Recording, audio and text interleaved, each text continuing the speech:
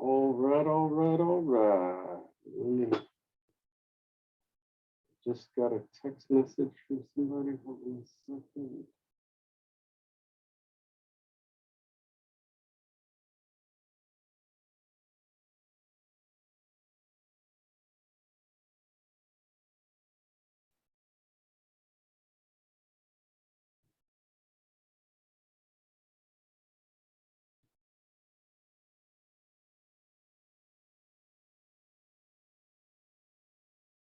All right.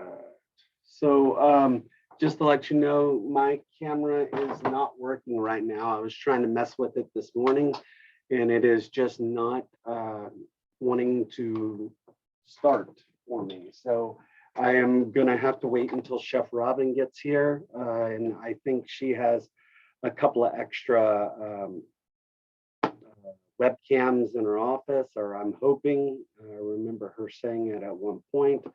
But if not, I will have to go get one today after class. So anyway, I hope everybody had a great weekend. We'll start on what's growing on this morning. Spring forward, March the 14th, daylight savings time begins this coming up Sunday, all right, Sunday the 14th. So set your clocks ahead, but most of our clocks are automatic, at least our phones, our iPads, computers, any of our computer stuff. Most of the time it's your car. I always have to change my car. I always forget that. Good morning. Good morning. My webcam is not working this morning. So I will have to, you're going to have to look at this ugly picture of me, but I will hopefully get my webcam working when Chef Robin gets here. I'll get a new webcam or something like that. You know, that I guess just the use of this so much, I must have screwed it up. Let's see. So daylight savings time next, what is that, next Sunday? Or this coming up Sunday, the 14th. So make sure you take care of that. Important notice, please check your Escoffier email. Guys, I cannot stress this enough, especially right now with all the things changing and, you know, just they're just in general, you need to check your email at least once a day. I would suggest you doing it once a day at least. You know, Chef Robin, Mary, so many people are emailing y'all because we're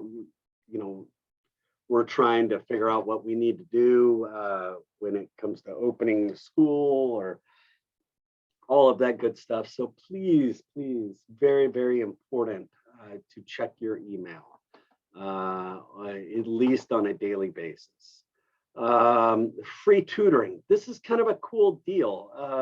You know, there is a tutoring, and I would suggest y'all taking a picture of this because, or at least just kind of looking at it. And it's a great deal. I mean, granted, it's not in, they don't do it for, excuse me, yawning.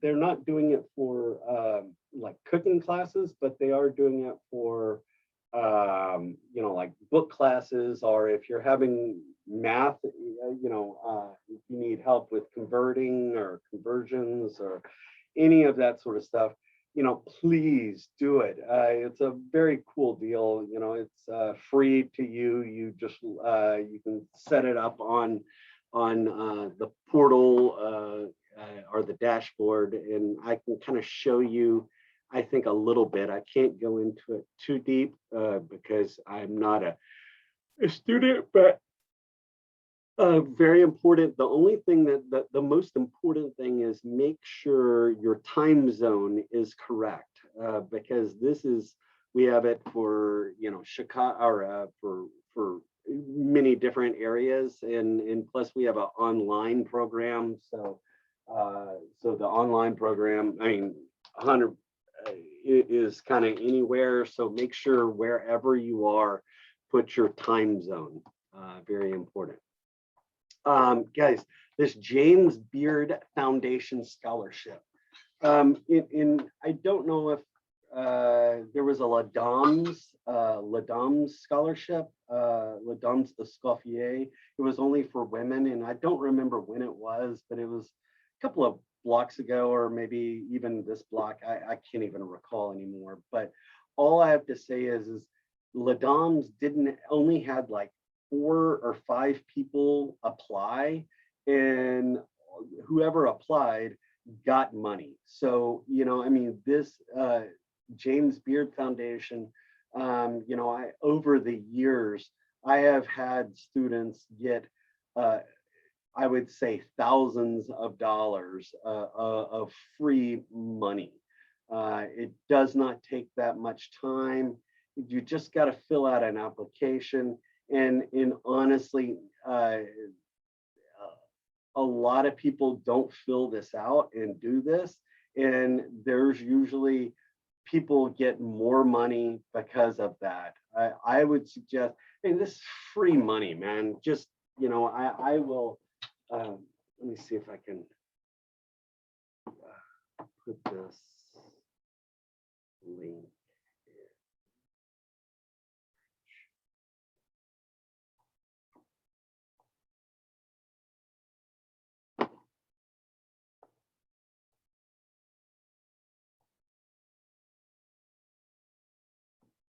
All right, I put that link in the chat right there.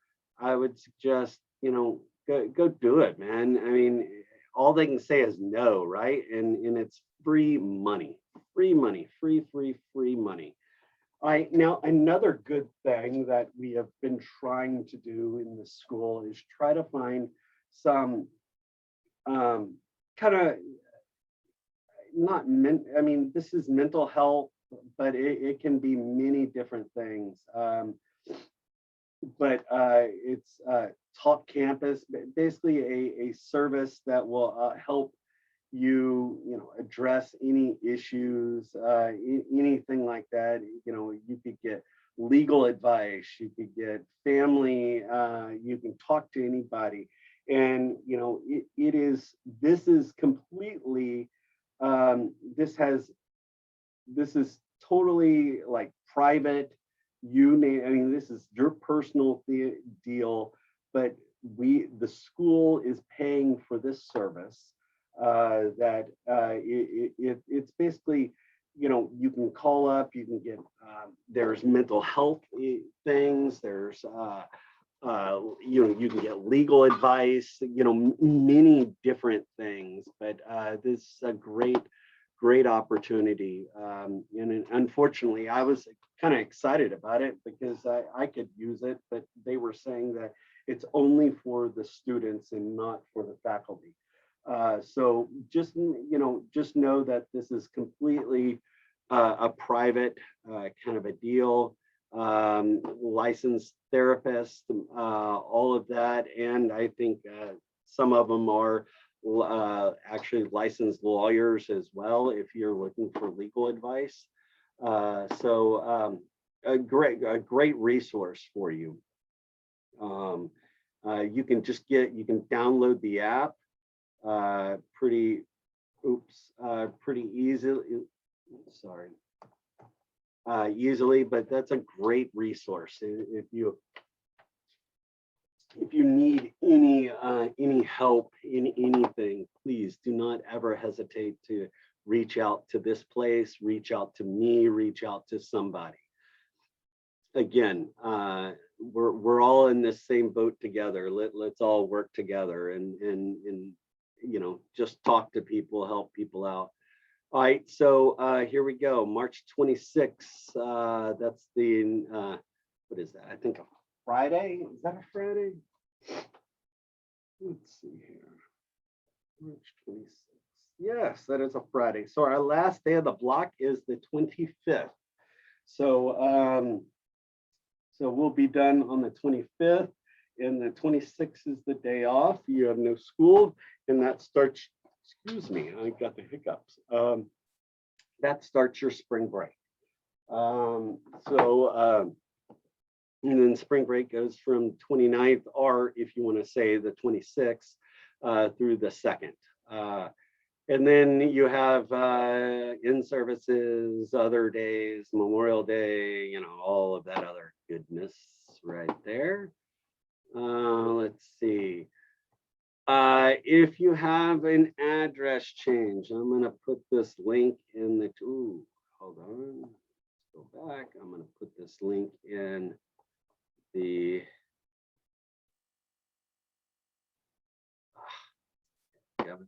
sorry.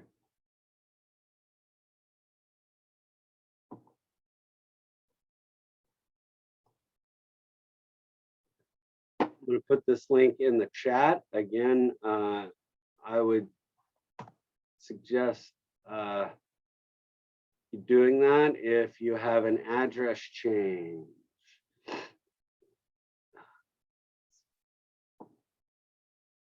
So very important. You know, phone numbers for utility assistance, COVID testing, flu vaccine, rental or mortgage assistance, food assistance, mental health assistance. These are local, but I would suggest you going with this mental health if you ever need it, because the school pays for this service.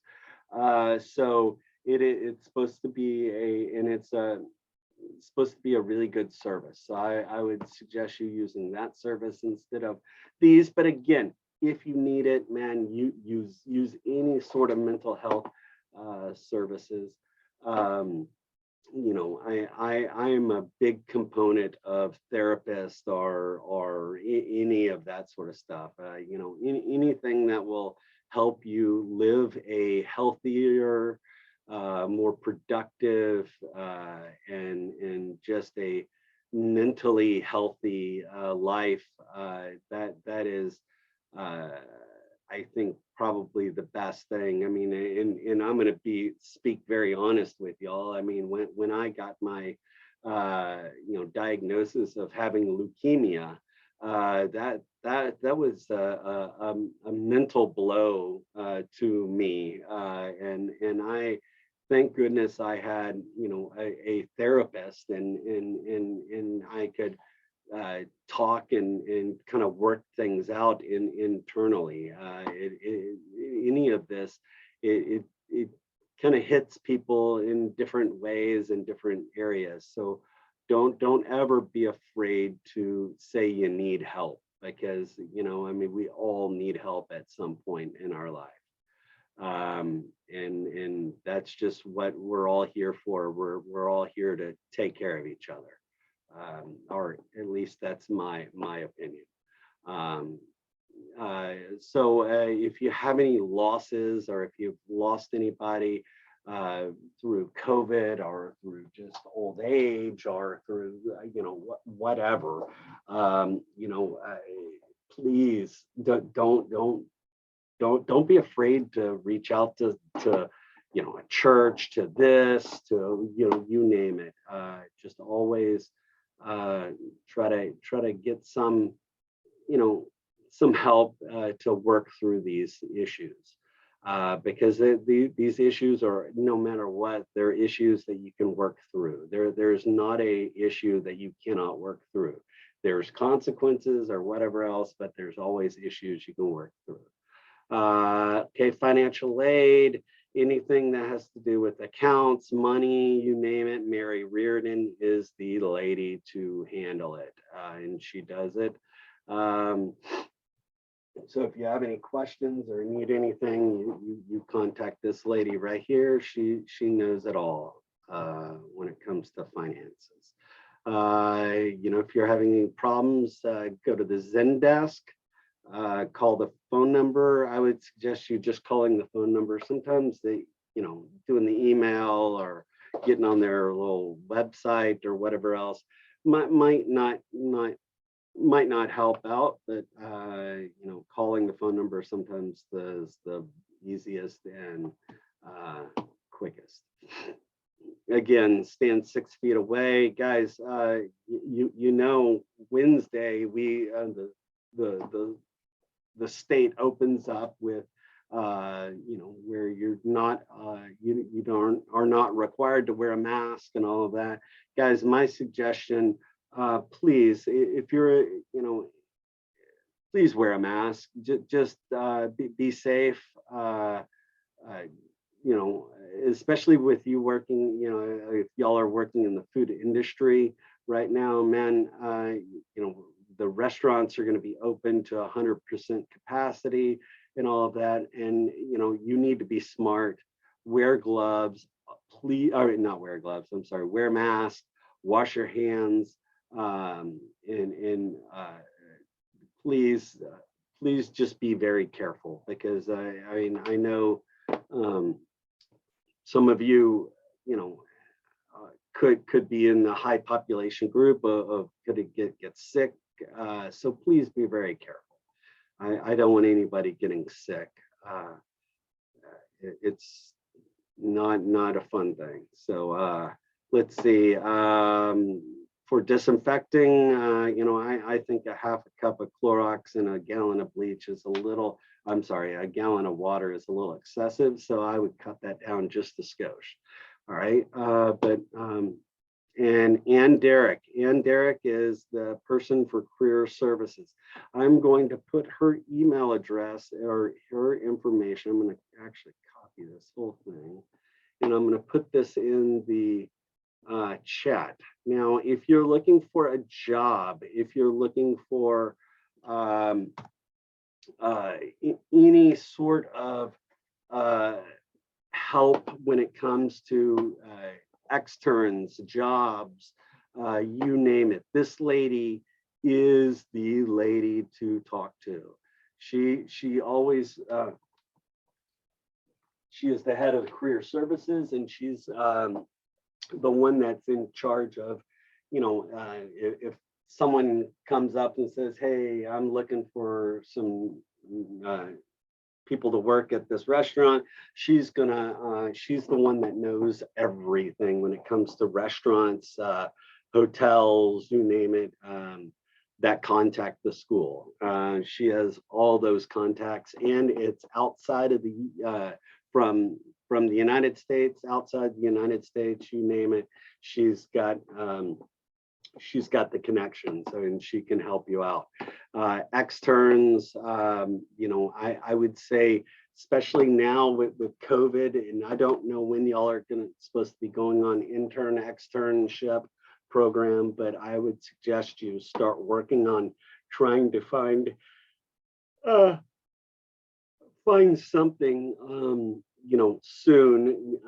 I would much, just because of they're probably not taking, restaurants aren't probably taking as many externs or interns just because of COVID and all of that. So I would suggest you working on that, sooner than later. My suggestion.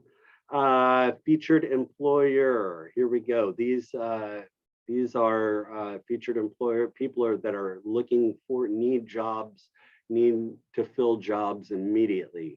Here we go. A beverage specialist, that's a bartender, cook 2, cook 3, front of the house, you name it, just all of these things right here. Let's see. Got a few other ones. Beer gardens, $14 an hour. Line cook, $13 to $16 an hour. Excuse me, I'm yawning. And then we've got Mexican food place is looking for some people. Here we go. March is Women's History Month. So here is a lady that I'll give y'all a couple minutes to read through this if you'd like. And I'm going to read it. don't think we need to read it out loud, but y'all can read it. I'm gonna kind of look at it. Foundational word. So, let's see.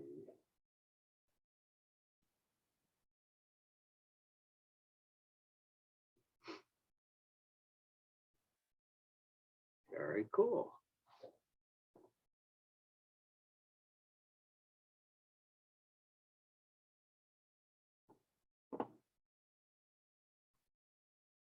Ooh.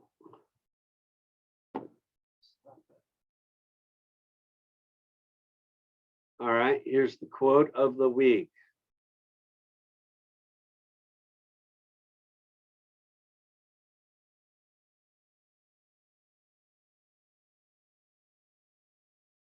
All right, I like that.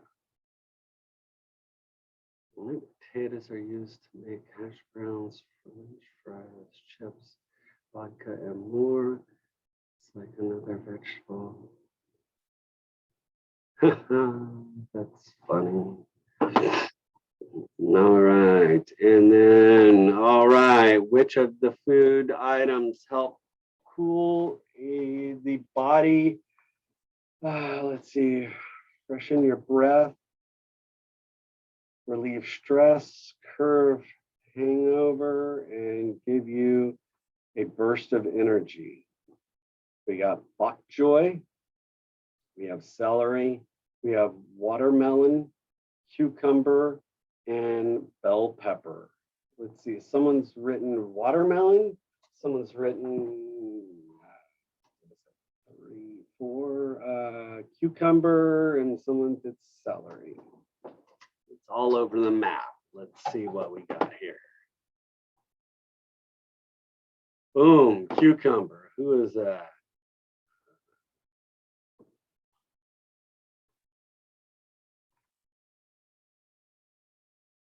Miss Houston, good job. Way to go. I honestly did not know. Right, so that is it.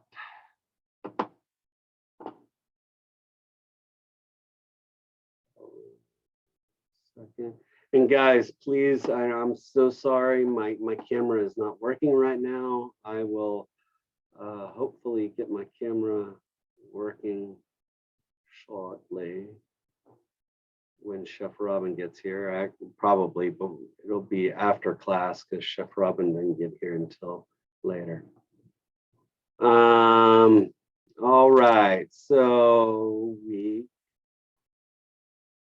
3, what is it, week 3 or week 4? Let's see. No, it's week 4, Chef. Week 4, thank you. Already, time's flying by. All right, I'm gonna print out the shopping list for the people that are gonna be coming up to the school today with me. Let's see. Print this out and make a bunch of copies for everybody. Excuse me, Chef. You're Yes, there, ma'am. right? You said 12? I'm here now. You know, I mean, I'm here until I would say I don't want to. I'm leaving straight up 1 o'clock. So please do not show up at 1. Okay. I'm gonna leave here at 1. So make sure if you come, you know, get here before, you know, no late, you know, no later than like 12:30 or so, because I would like to be I would like to leave by 1 o'clock out of here. Sure, So Chef. Thank you. yeah, and if you need to leave early during class, come up here, that's fine. I'm gonna in a few minutes, or I'm gonna go in just a second. I'm gonna take a break. I'm gonna go get the printer, get the stuff off the printer. I need to use the restroom, and I need to ask the storeroom people when they're going to be ready for me to grab all the stuff, and I'll let y'all know. So let me take a 5-minute break. Let me go get my printer, the stuff off the printer, and and then ask the storeroom people, and I will be right back. All right? Yes, Give Chef, me thank 1 you. second. Uh-huh.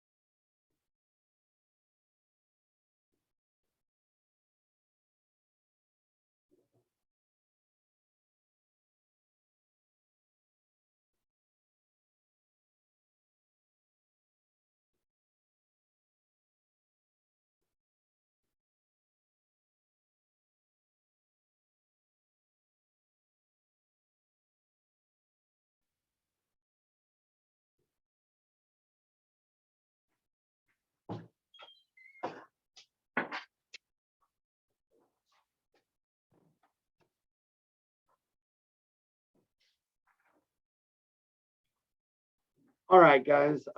So I got the stuff printed out for you picking up for today, but we are waiting on our shipments, our produce order to come in. So like the food is not here yet and not ready yet. So I would say on my next break or on our next break, I will ask and make sure that, see where we're at on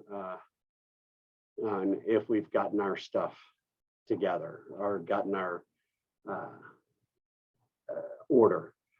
All right, so let's talk about, we are going to be in Italy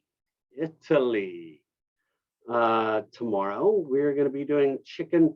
So tomorrow is kind of a busy day. Look, chicken piccata, potato gnocchi, or gnocchi, brown butter and sage. And then we need to start a panna cotta, make panna cotta, or at least make it, and then we'll let it sit and gel up for the next day. And then we've got to make focaccia for overnight.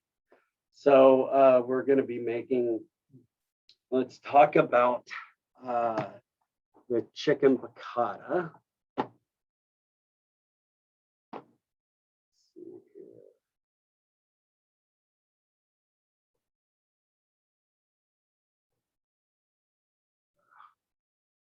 Hold on.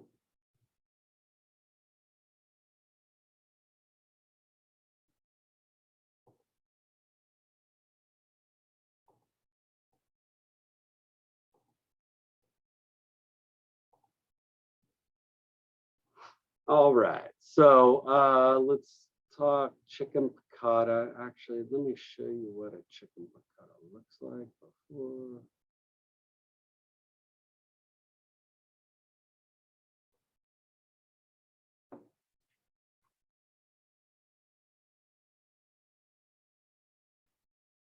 Okay, so chicken piccata looks like something like this. So it's a chicken breast pounded out, or a little thin chicken breast, sauteed with capers, lemons, butter, that sort of stuff. So that's kind of what it looks like. And here's the recipe. All right, so we have, can everybody see the recipe? Am I sharing the recipe with y'all? Yes, chef. All right, cool. Okay, so you have a skinless, one skinless and boneless chicken breast, butterflied and cut in half. Depending on how big your chicken breast is, you might need to cut it in half. Sometimes you butterfly it to make it thinner. And the reason why we butterfly things is so where it'll cook fast in a saute pan. So this is a fast cooking method. It's going to be really quick. So we want to we just cut it in half, or cut it in so where it's not as thick, and then we saute it. All right, so we need to fabricate the chicken somehow, some way. I don't know if we're getting whole chickens, or I haven't really looked at the shopping list, but either we get a whole chicken or we get a chicken breast. No matter what, we need to fabricate it and butterfly it and get it all cleaned up. If there's a lot of fat on it, trim off the fat, you name it. All right, now you have salt and pepper and lemon zest. Now, just make sure when you zest it, either if you're going to use zest, just make sure you, or when you use zest, you don't use the white part of the zest. You want only the yellow part, or the outside. And always make sure you clean or wash the orange or the lime or the lemon before you zest it, because God only knows what's on the outside, and it could get people sick, especially if you touched if you touch that raw chicken and then you grade that, or microplane the zest off of the lemon, and you didn't wash your hands afterwards, and then you sprinkle that lemon zest into a sauce that you're not going to, and it's not going to get to 165 degrees, you could potentially get people really sick. So be very careful. Salt and pepper, AP flour, all-purpose flour for dredging purposes. And let's see, so just a small amount. Some butter, unsalted butter. You have oil as well, blended oil. So kind of a mixture of fats. You have lemon juice. Just make sure, I don't mind you squeezing it out of the lemon, itself instead of juicing it. You could just squeeze it out when you need it. The only problem is you've just got to be very careful with the seeds. We do not want any seeds. Seeds are a physical hazard. It could choke, could, break a tooth, whatever, depending on, who the person is and how bad their teeth are or whatever else. So, and then chicken stock, a little bit of chicken stock, and then or chicken broth, one of the two. And then you've got capers. You need to wash them. Capers are little small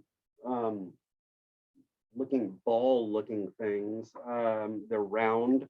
They're like a berry. They are a berry, caper berries. It is a berry green. It's like a green color, and they're very salty, and they usually sit in a salty brine or a saltiness. So a lot of times you need to, I would suggest you rinsing those and kind of patting them off dry, or just letting them sit and dry out after you rinse them, because you don't want that brininess. It gets too strong. So to do it, you need a large saute pan, or a large skillet, or a cast iron skillet, some sort of skillet type of deal. You're going to, let's see, over medium heat, you're going to melt the butter, and you're going to add a little olive oil. That olive oil helps with the smoke point and brings up the smoke point a little bit, because butter can burn pretty fast. So you're going to get that oil and butter in there, and you're going to melt it, and it's going to start to get really hot. We want it to almost be at its kind of or be quite hot, and then you're going to when the butter and the oil starts to sizzle, you're going to add the pieces of chicken, and you're going to cook it. Now, I don't like it when recipes give you cook for 3 minutes. Well, how do they know how long it actually is going to take? Because of, they don't know how big your chicken breast is. They don't know anything like that. And this could, times, if you go by the time that's in the recipe, it might not be done. It might be overdone. It really kind of depends. I would just suggest you just cooking it. Cook the chicken, and then chicken, you're going to flip it over, make sure it's just completely cooked. But cooking even amounts of time on either side is very important. But making sure that your chicken is cooked properly.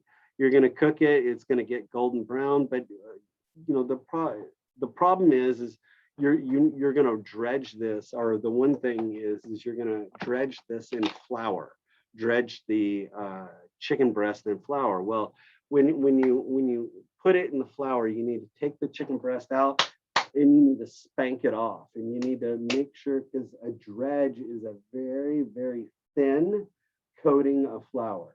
We don't want a large coating of flour. We want a very thin coating of flour, especially because we're sauteing it. And if there's a lot of excess flour, flour could burn and get bitter, and it doesn't taste very good. So make sure you spank it off, whatever else, and then you're gonna cook the chicken until done.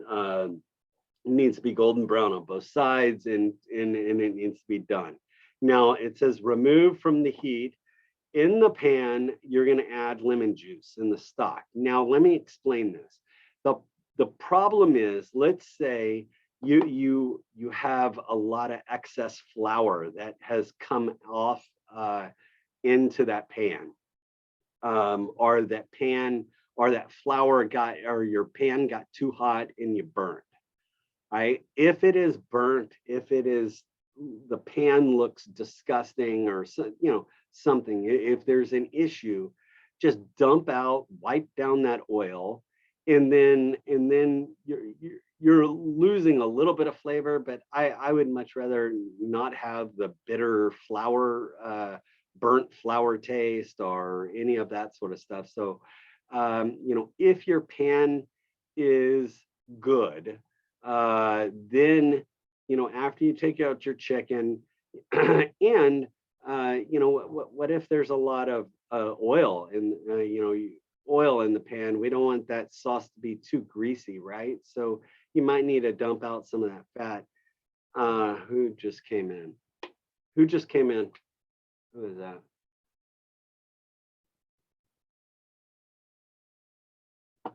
Hello, who just came in to the class? Oh, okay. Thank you. Sorry, I can't see. My camera's not working, and I don't have, or actually my other monitor is not working. So I'm having some technical difficulties today. So I can't see who's coming in to the class. So thank you for putting that in the chat.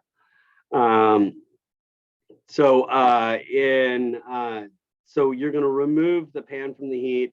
You're going to decide if that pan is usable or not. If you need to clean out the pan, you do it. If not, it's fine. Then you're going to add your lemon juice, your stock, and your capers, and you're going to return it to the stove, and you're going to bring it to a boil, and you're just going to take out any of the brown bits or any of that sort of stuff. You're going to scrape up the flavors. That's going to add, that's called souk, or pan drippings, or whatever you want to call it. And that is extra flavor. You're going to reduce it down. You're going to check your seasonings, and you're going to let it simmer. You're going to remove the chicken, or let's see, I'm sorry. After you kind of do that, you're going to return all the chicken into the pan and let it simmer for about 2 minutes. Remove the chicken to a platter, and you're going to add, you're going to mix in a little bit of butter. You're going to whip it in, and then you're going to pour the sauce. So you're basically making a beurre blanc. If you've ever made a beurre blanc before, I think you should have. And in the very beginning, I think Foundations 1 or something like that, y'all should have done a beurre blanc. That's a butter sauce, basically acid wine, or lemon juice wine, or some sort of wine reduced down, and then mounted with room temp butter or cold butter until it emulsifies. That's kind of what you're doing. And this is kind of what it should kind of look like. You have the nice creamy sauce right there. And whoever just came in, please put please put your name, because I can't see who it is right now. Put your name in the chat line, just so I know who's coming in, because I cannot see who just came in. But anyway, so you can see the sauce right there. So that's kind of what it is. So that is the chicken piccata. Questions about the chicken piccata? Excuse me. All right, so No. chicken piccata, it's a really good dish. I love it. Just the one downside I have seen with students is that they don't spank off enough of the flour from when you dredge the chicken breast into the flour, and then your sauce, once you cook it, then if you have a lot of flour on there, that sauce tends to be either floury or bitter because it's burnt, your flour burnt. So just manage that heat. Okay, so we just talked about the chicken piccata. Let's talk about the gnocchi, and this is potato gnocchi. I will show you a picture of potato gnocchi. It's like a dumpling.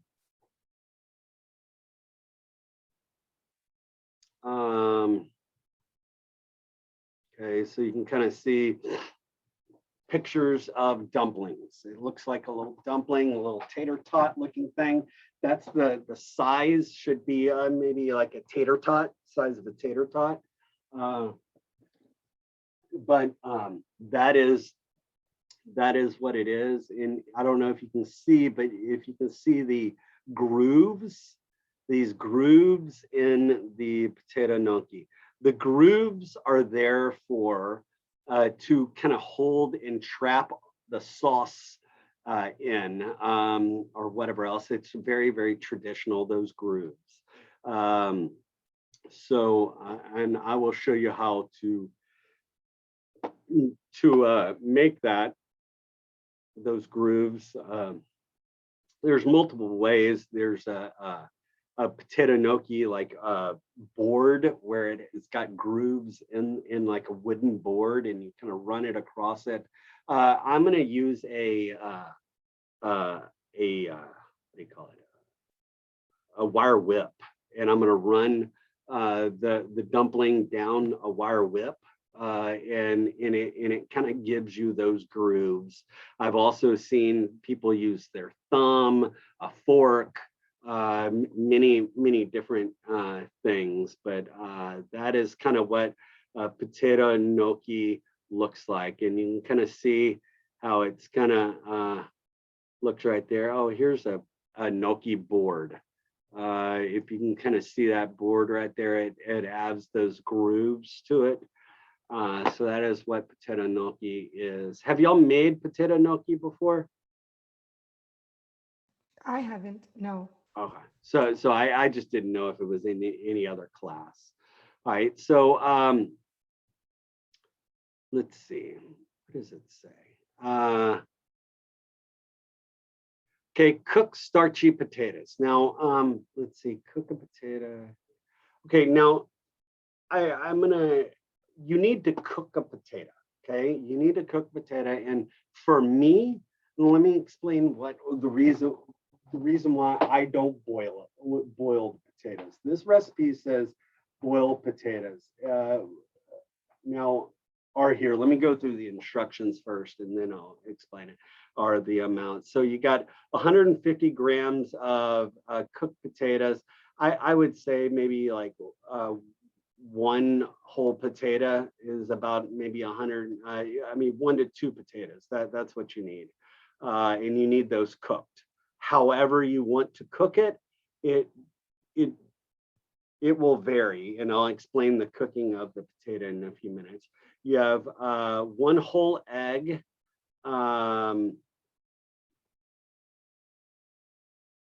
I like, instead of a whole egg, I like to use a whole egg yolk, no egg white, but I like to use the yolk, but I'll leave that up to you. And then bread flour or 00 flour. 00 flour, bread flour, I would say you probably are going to have bread flour, and that's fine. And then salt and black pepper. All right, so what we need to do is we need to cook this potato.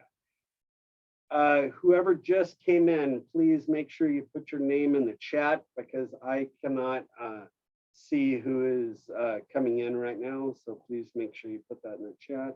Because my camera and my other screen is not working right now. So I'm only on one screen. So please write your name in the chat. To cook your potato, I don't care how you do it. This says boil it in salted water. Okay, the reason why I don't like to boil it in salted water, what is our in our enemy for this that we don't want is moisture.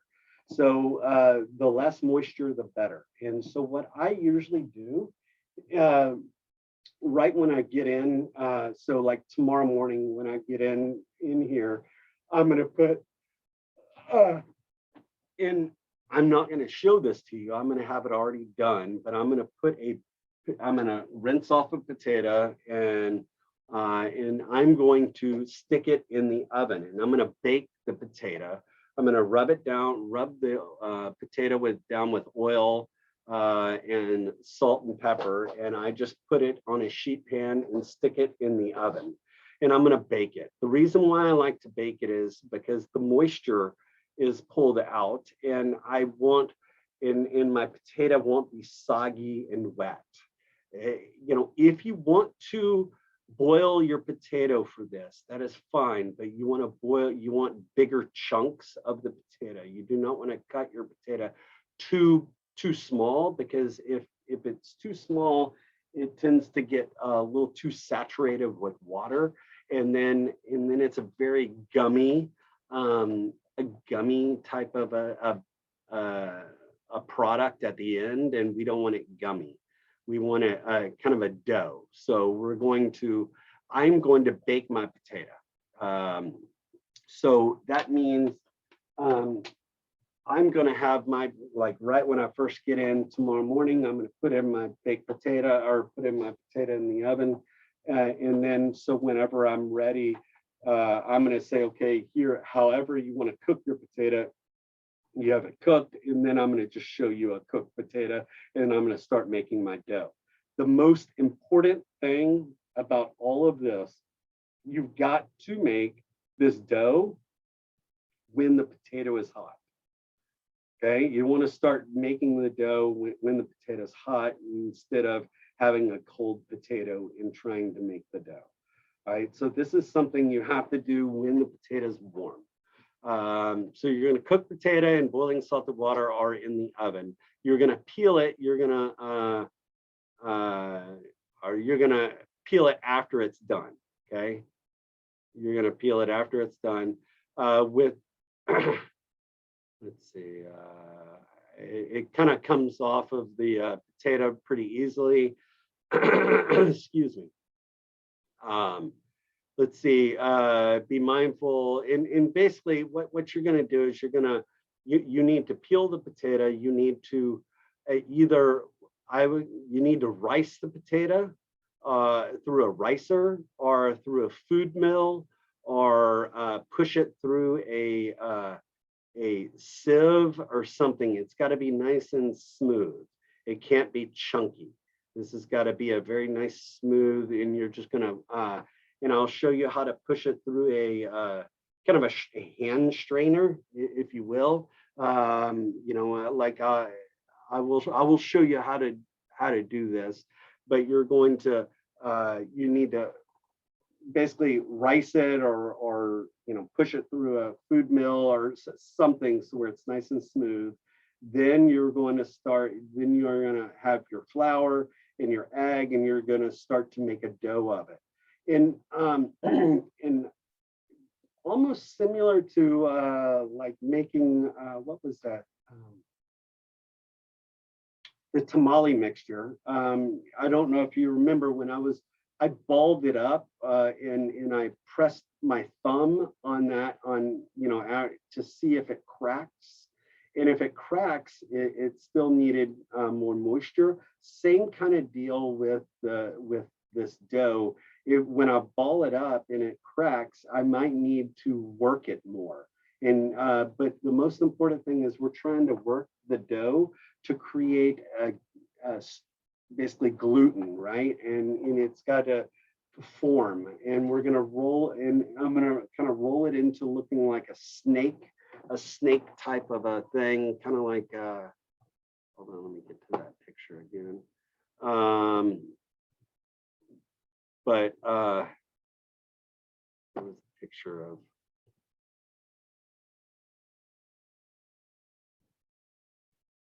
oh, right here. Kind of a snake looking thing, or a long cylinder, and then I'm going to just cut it with a bench scraper, exactly what I'm going to do. And then I'm going to run, and I'm going to take that little tube and run it down kind of roll it down a wire whip to give it that kind of a little grooves, and then you need to boil them. We're going to have salted water. Hold on, let me get back to the recipe.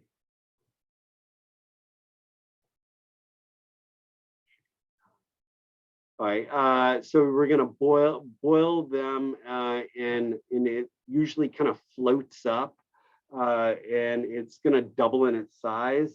And I will show you how to do that. But basically, you need a rice potato. You put the potato and the flour and the salt and the egg all mixed together. You knead it, and you knead it by hand.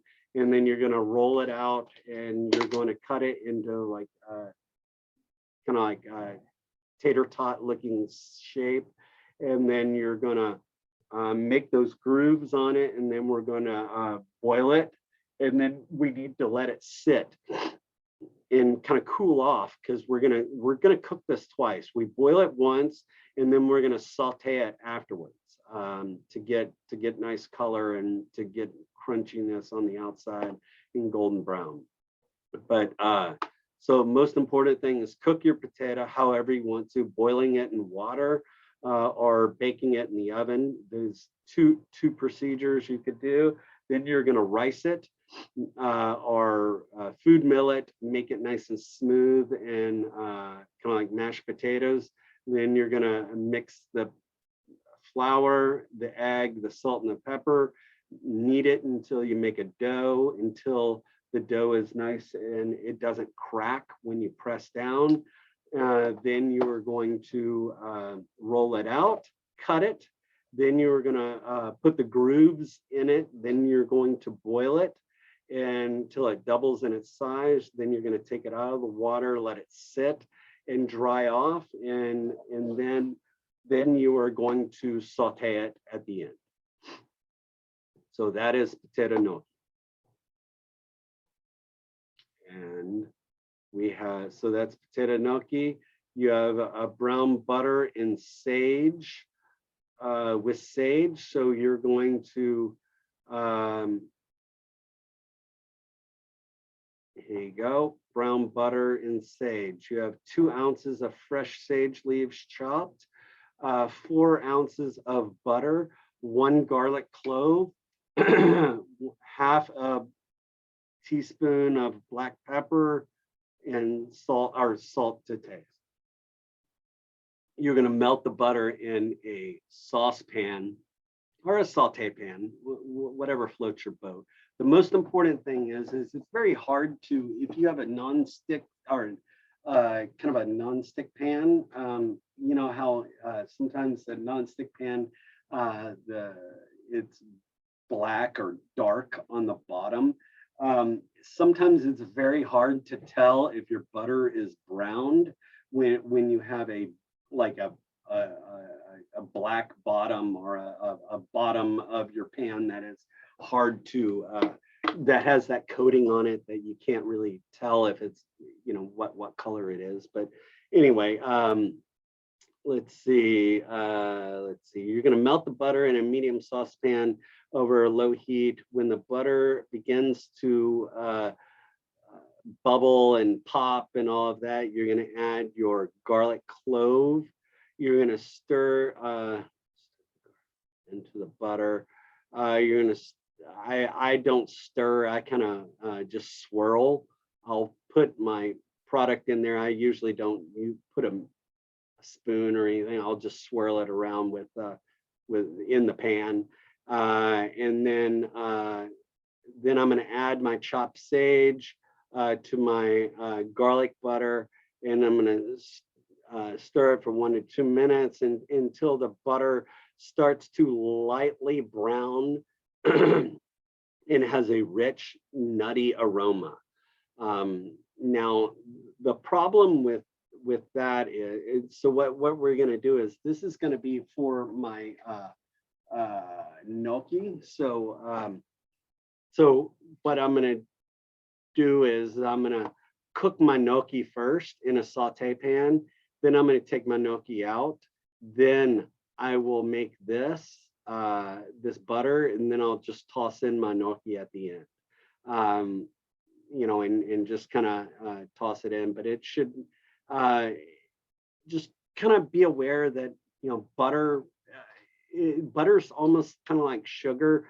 As it's heating up, it sometimes will keep heating up after you take it off the heat, so where it might burn. So you need to maybe take it off just a hair bit earlier, just so where it's not going to burn. But you've just got to be very careful. But once I toss the gnocchi into it, it'll be fine. But that is the brown butter. I love brown butter, anything, brown butter, ice cream, brown butter. When I make Rice Krispie treats, I'll brown the butter because they just kind of a richer, just a different flavor. I think it's enhances the flavor quite a bit. All right, so that's the brown butter. We need to start the panna cotta. I'll show you what a panna cotta looks like.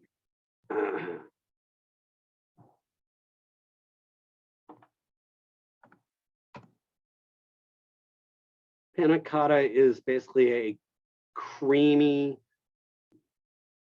jello, a milk jello in a way, or a cream vanilla milk jello. So basically it's this white gelatin looking substance right here. Very classic Italian type of a dish, dessert, very, very, you know, it's just a vanilla cream, and it's thickened with gelatin.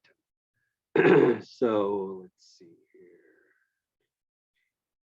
Okay, so panna cotta, we have, excuse me, my allergies are killing me. Half a cup of milk, whole milk. It needs to be whole milk. It cannot be like skim. It can't be 2%. It needs to be whole vitamin D, whole milk, red top.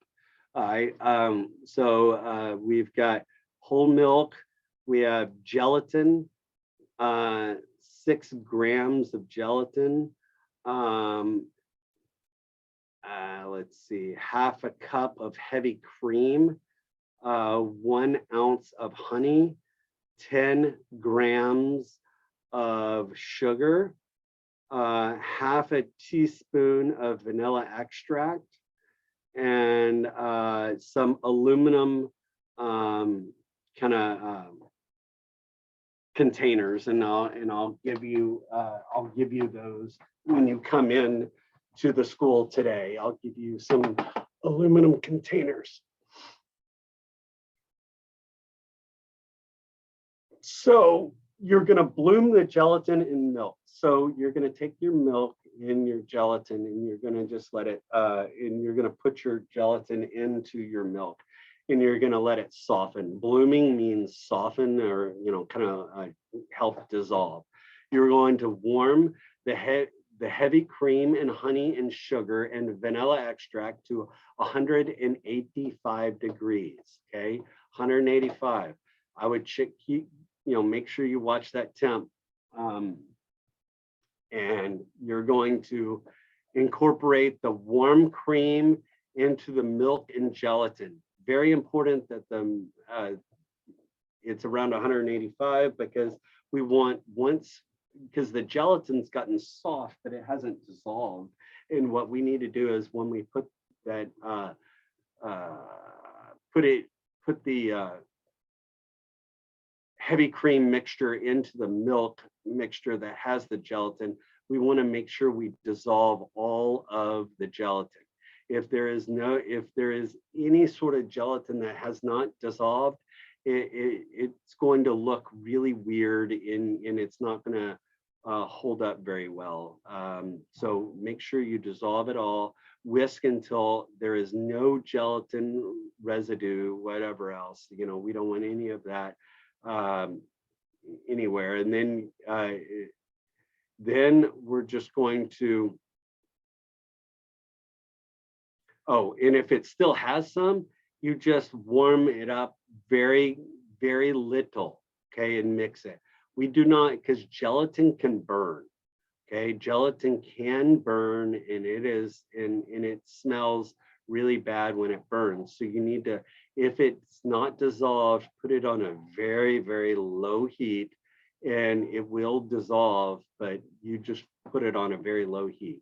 You're going to place the panna cotta in ramekins, kind of little metal ramekins, and you're going to, and if you don't have, ramekins, you could put it in like a Dixie cup, if you like a small little like mouthwash Dixie cup, or you could put it in a something you would use for creme brulee. That kind of a ramekin would work is fine, but something kind of not too deep, because you're gonna kind of invert it, and you're gonna let it. And once you let it, you pour it in your ramekin, I would let it sit and cool for a few minutes, and then I would make sure you put plastic wrap over it, because it is a gelatin base, and it can dry out, and it could dry out on the very top. So just make sure you you don't put the plastic wrap on it or cover it right at the beginning, because you want it to let it cool first, because if not, you cover it up and you're going to create a lot of humidity, and we don't want any humidity in our product. And then you'll just let it sit for the next day, and then we'll pop it out for the next day. Questions on panna cotta? All right. Focaccia bread. Show you what focaccia bread looks like.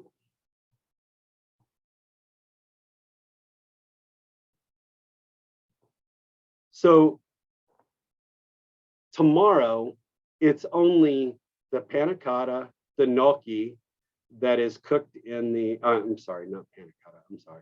The chicken piccata, the gnocchi that is cooked in the brown butter sage. The panna cotta is for the next day. So we're not making panna cotta to eat for tomorrow. We're making panna cotta for Tuesday or for Wednesday. And same thing for focaccia. So I'm going to show you what focaccia looks like. All right, and y'all, hopefully, whoever just came in, please make sure you put your name in the chat line, because I cannot see who it is right now. I only have one screen working, and my camera is not working. So please put your name, whoever just walked in or came into the class. Okay, so focaccia. I think y'all done this. Have y'all done this before, focaccia bread? Anybody? Yes, chef. All right, Yes, so chef. y'all, all right, so y'all done focaccia. So this is kind of a review, but focaccia, very important to put those indentions. Use your fingers and kind of. Sorry, I'm using my hands, but my camera is not here, so you can't see me using my fingers. Sorry, but you want to make sure you press down and make sure you kind of get those indentions. And this dough doesn't have much salt in it, So it's so important to put the salt on the top of your product. Don't forget to do that. So let's go to the focaccia recipe. Here we go. So focaccia, you've got to make a sponge. And this is basically the sponge. You've got pre-fermentation, ferment dough. You've got your 250 grams of AP flour, 150 grams of water, 6 grams of yeast, salt, and blended oil. You're going to have the water at around 90 degrees. You're going to place the water in the basically the. Let me get you a definition of this.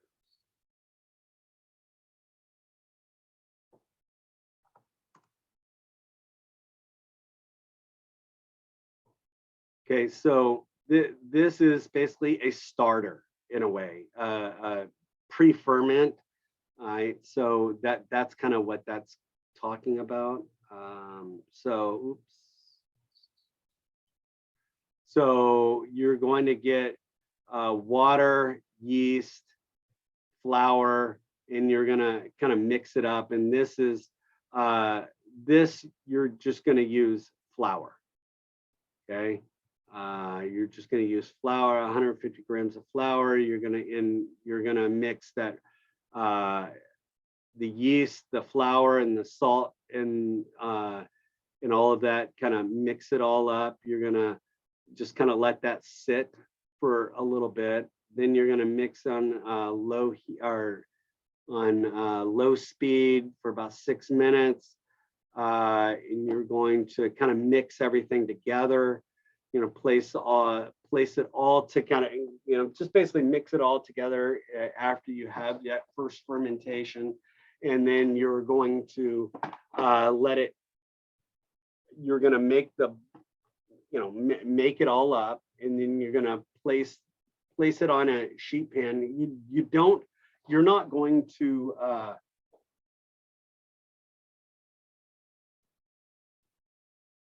so we're gonna basically make the dough, but we're just gonna do this. We're gonna make up the dough, and we're gonna make it all up, but we're gonna put it in a Ziploc and just kind of let it sit for the next day. And once we need it, or once it's all done, or like the next day, we're just gonna take it out of the Ziploc. We're gonna oil the pan down. We're going to press down the product, and you'll see me do it. But basically, I'm going to make the whole dough, and then I'm going to just put the dough in a Ziploc bag or in a bowl and put it in the fridge and let it sit in retard for basically 24 hours in the refrigerator. Then once I take it out of the fridge, I need to let it kind of sit and kind of warm up just a little bit, but I'll press it into a sheet pan. But pretty straightforward. I'll show you. I'll make it tomorrow. But I'm going to make the dough completely, but instead of putting it on a sheet pan and all of that, I'm going to just put it in a Ziploc and put it in the retarder, or I'm sorry, the fridge, whatever you want to call it, retarder or fridge. It's same difference. Anyway, any questions about the focaccia? And we're going to just let it sit overnight. Okay, so we're going to make the dough and let it sit overnight. All right, so that is tomorrow. Okay, so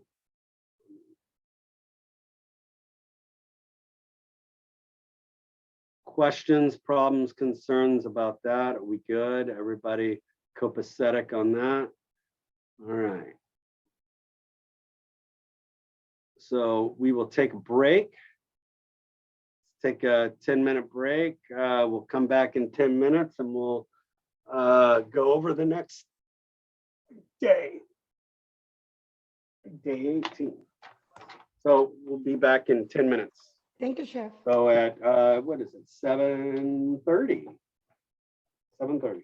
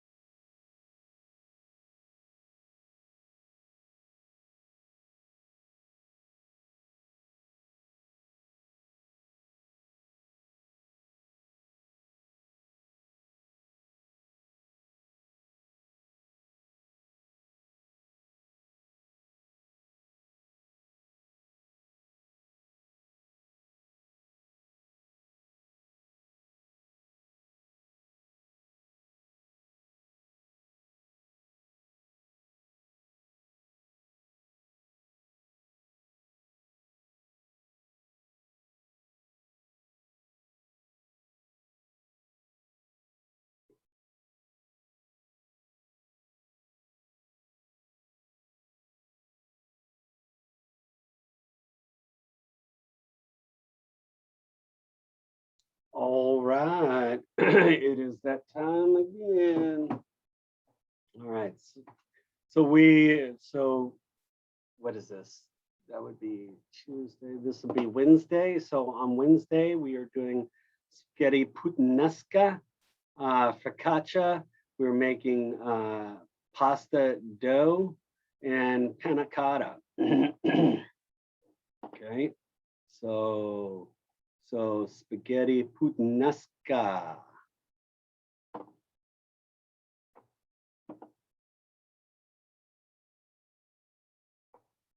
Okay, so for the puttanesca, let me show you what it looks like.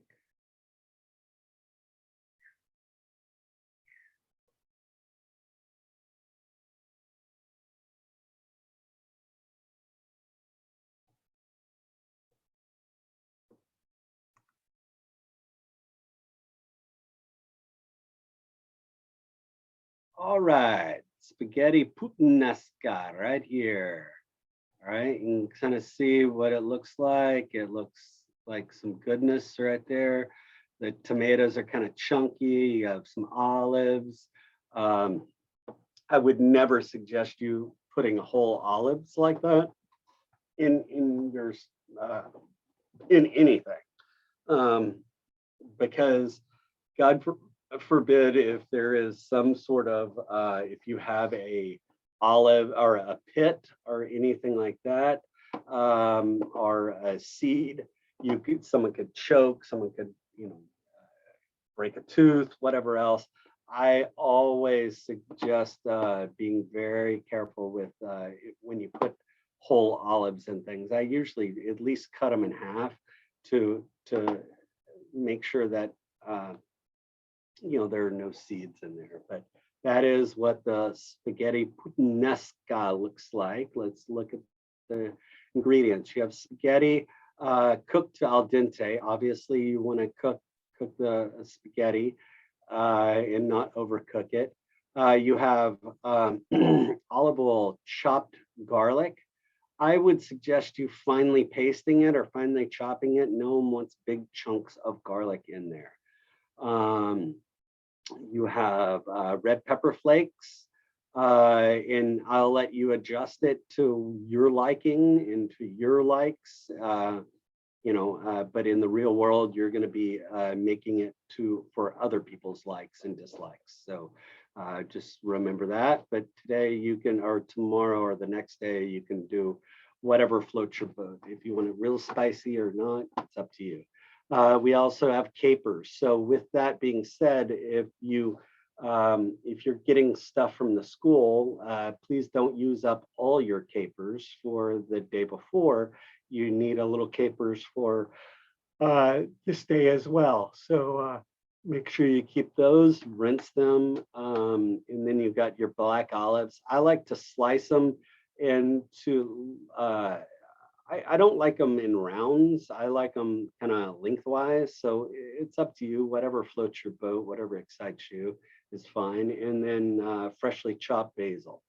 So you're gonna have pasta water kind of going, and you're gonna pretty much cook.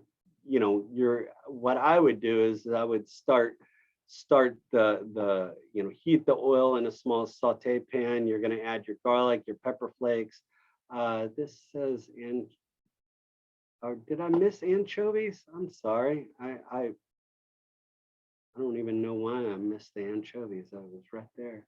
I think anchovies, that 3 is way too many. I would use about a half of an anchovy. Okay. You don't want too much. You don't want it too strong. I would use like a half anchovy pasted or chopped up. You're gonna add the anchovy. You're gonna saute for a minute. Then you're gonna add your tomato sauce. I don't even see tomato sauce. Do y'all? Oh, don't. Okay. So also you're gonna need tomato, I would say canned diced tomatoes probably. Then you're going to add your canned diced tomatoes, your capers, your olives. You're going to cook that down. and kind of mix that all up. And then you're going to add, your pasta will be almost done. You're going to take out your pasta. You're going to toss it in with your mixture. You toss, toss, toss. Now, then you're going to plate it up. Make sure when you plate it, make sure you season it, all of that sort of stuff. But my suggestion is, when you plate it up, you want to kind of twist it around your, I would say your tongs, or if you have a carving fork, you can kind of twist it around your carving fork a little bit to give it, and then place it on the plate or in the bowl. The reason why it gives it a little height, and it makes it not so flat. And again, we want things to give some height, make it look good, and make sure that, all the stuff, all the garnish is kind of on the top. Maybe finish it with a little Parmesan cheese, something like that. Maybe finely chiffonaded basil, or some nice finely chopped parsley, something like that. However, whatever you see fit for garnish. But that is the spaghetti. I'm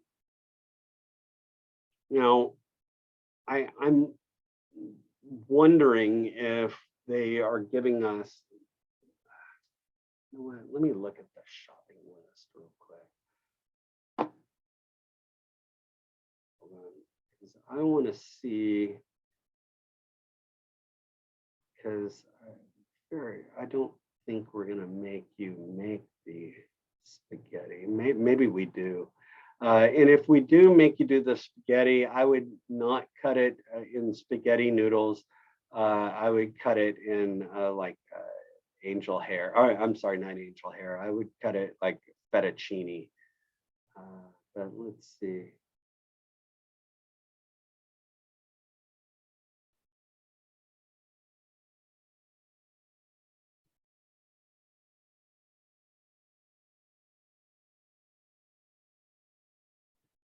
Yeah, I would not. If you don't have dried spaghetti, I would say you can make your fresh fresh pasta, but trying to cut it in like if you have a pasta machine, it's got an angel hair pasta cutter, but that might be a little too fine, too small, because spaghetti noodles are a little thicker and can handle a little bit more. Angel hair might be a little too thin and too brittle and too soft to handle all the tossing and all the stuff that we're going to be doing to it. So I'm okay with either you using dried pasta, or you can make your regular pasta, but turn it into fettuccine instead of kind of an angel hair. And then, for the pasta dough, pretty straightforward, pretty easy. I showed you all that before. I will probably, have this already. I'll probably make it, in front of y'all, but it's flour, salt. I'm sorry, I usually don't put salt in my dough. But so I do flour, egg, and a little touch of water, mix it around, mix it and then make it. So, but I'll leave that up to you. And then the panna cotta is just plated up. We need to plate it up. So that's going to be already made. And so here's the panna cotta. Basically, we're just going to take it out of the.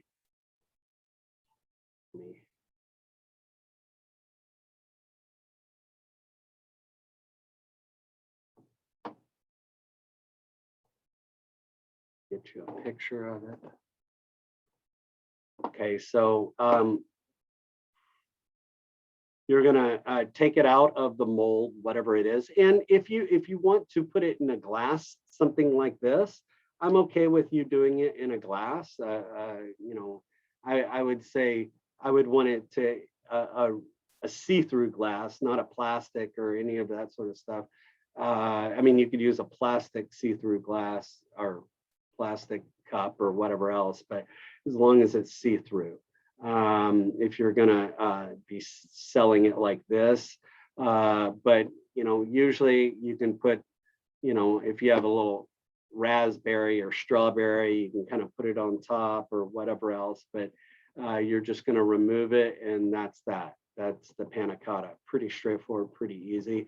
And the focaccia, all you're going to do is take it out of the Ziploc bag or take it out of your bowl, one of the two, whatever you have. Then you are going to lay it on a sheet pan.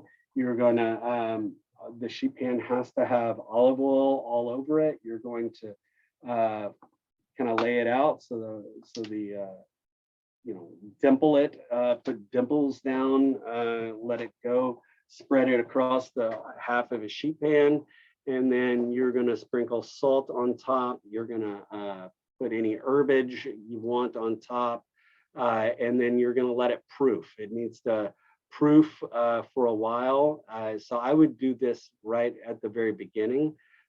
Take it out of the fridge, get a sheet pan with olive oil, dimple it, sprinkle your salt, sprinkle your herbage on there, and then we can just kind of let it sit and ferment, and then we'll bake it. And whenever it's ready, or after it's been proofed, this fermentation is going to happen overnight, but the proofing will happen the day.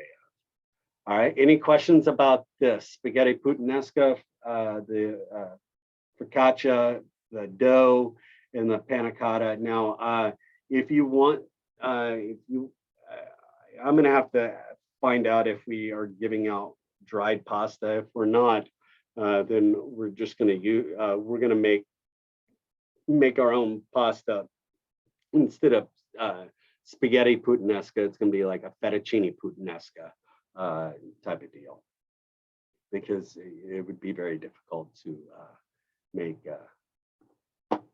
spaghetti out of, or in a pasta machine or by hand. I mean, it is doable, but not the easiest. All right, so that is, what is that, Thursday?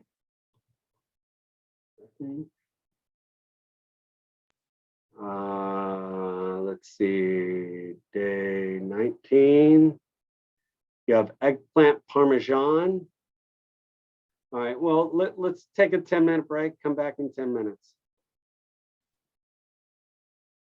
Y'all there? Hello? Yes, chef. Okay, sorry, my internet looks like it's really low right now. Chef, would you let me know as soon as the truck is there? Yeah, I heard With, that. I'm Thank gonna you, go. Chef. I'm gonna go check right now because I've been No in my problem, Chef. little cabin room, my little room. So I'll get out and look. Okay, Chef, thank I'll you. let you know. And so come back in 10 minutes and I'll let you know. Cool, Chef, thank you. Yes, chef.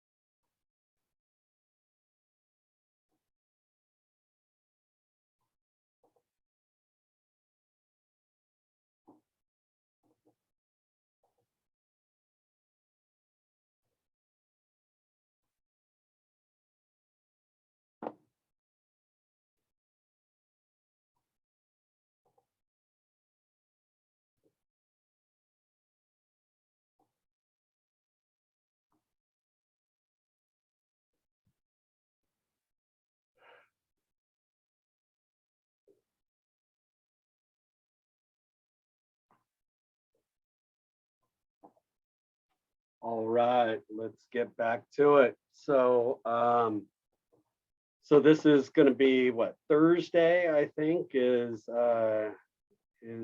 this day: eggplant parmesan, fettuccine carbonara, and biscotti. Now, just looking at this, I would say uh, for this day, day 18, where it says to make the pasta dough. I think that pasta dough is for the next day. So, um, if you want to make it the next day, or, whatever else, but because you've got the fettuccine carbonara, and you've got eggplant parmesan. Let me show you what eggplant parmesan looks like. Let me see here. Better images.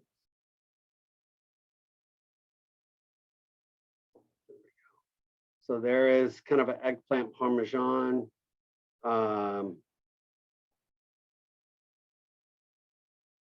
Can you make it the night before? Yes. The dough, if is that what you're asking? And if, okay, yes, you can make the dough the night before for sure. Right. Here's eggplant parmesan. A couple of ways you can do it. There's multiple ways. I think this looks like a lasagna type of a deal. Here is, one that it's like an individual kind of a deal, but that is eggplant parmesan right there. So let's get to the recipe. Eggplant parmesan. You have 2 pounds of eggplant, about two eggplants. You need to let's see. And you want, when you slice it, you kind of add a little salt to it, but we'll talk about that in a minute. For the tomato sauce, you need olive oil, garlic, onions, tomato puree, salt. You've got for the or for breading purposes, you have 2 eggs. You have freshly ground Parmesan. You've got ball of mozzarella or some sort of mozzarella. And then, so what you're going to do is you're going to wash and dry the eggplants. You're going to slice off the cap, and then you're going to slice the eggplant lengthwise, about a 1/4 of an inch to, I would say no more than a 1/4 of an inch. And you're going to lay it on a sheet pan, and you're going to sprinkle salt on it. I would say put towels down, and you're going to sprinkle salt on that. That helps pull out some of that moisture, and it also gives flavor, but you're going to let it sit for a little bit, and it removes any of the moisture. You're going to kind of pat off pat it off, drain off any excess water. Sorry, I got the hiccups.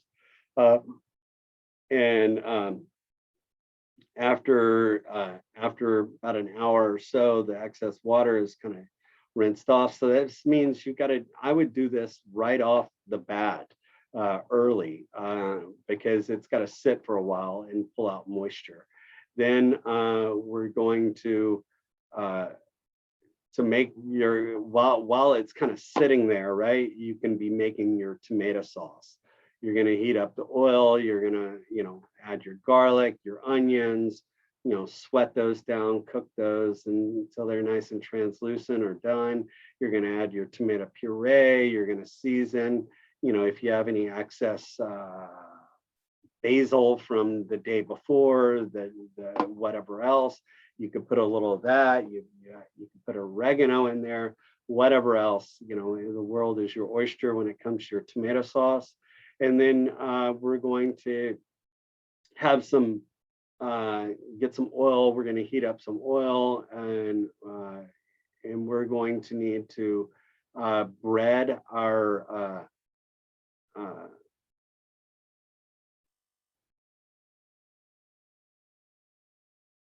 bread it up. So we need to do like a two-stage, or a three-stage. You're gonna kind of mix up your mixture. You're gonna bread it all, right, and you're gonna just kind of layer it.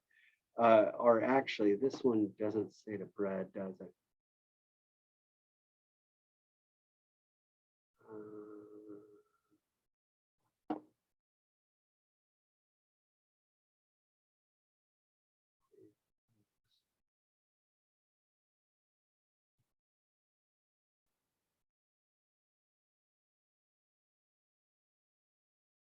Be sure. Oh, okay. So, we're actually going to put the egg into the mixture, right? You need to let it cool, and that helps kind of thicken it up. You're going to kind of cover up. You basically do a lasagna style, and you're just going to layer it, and then we're going to cover it with mozzarella, all of that good stuff. And then you are just going to bake it in the oven for about 30 minutes until it's all melted in goodness. Pretty straightforward, pretty easy. You follow the directions, it should be work out just fine. But it is a lot of, this is a lot of work right here. You've got your fettuccine carbonara.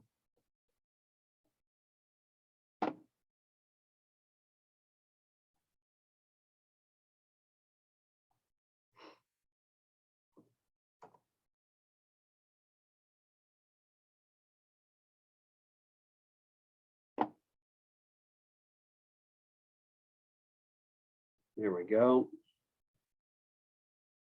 Kind of looks like what the fettuccine carbonara looks like.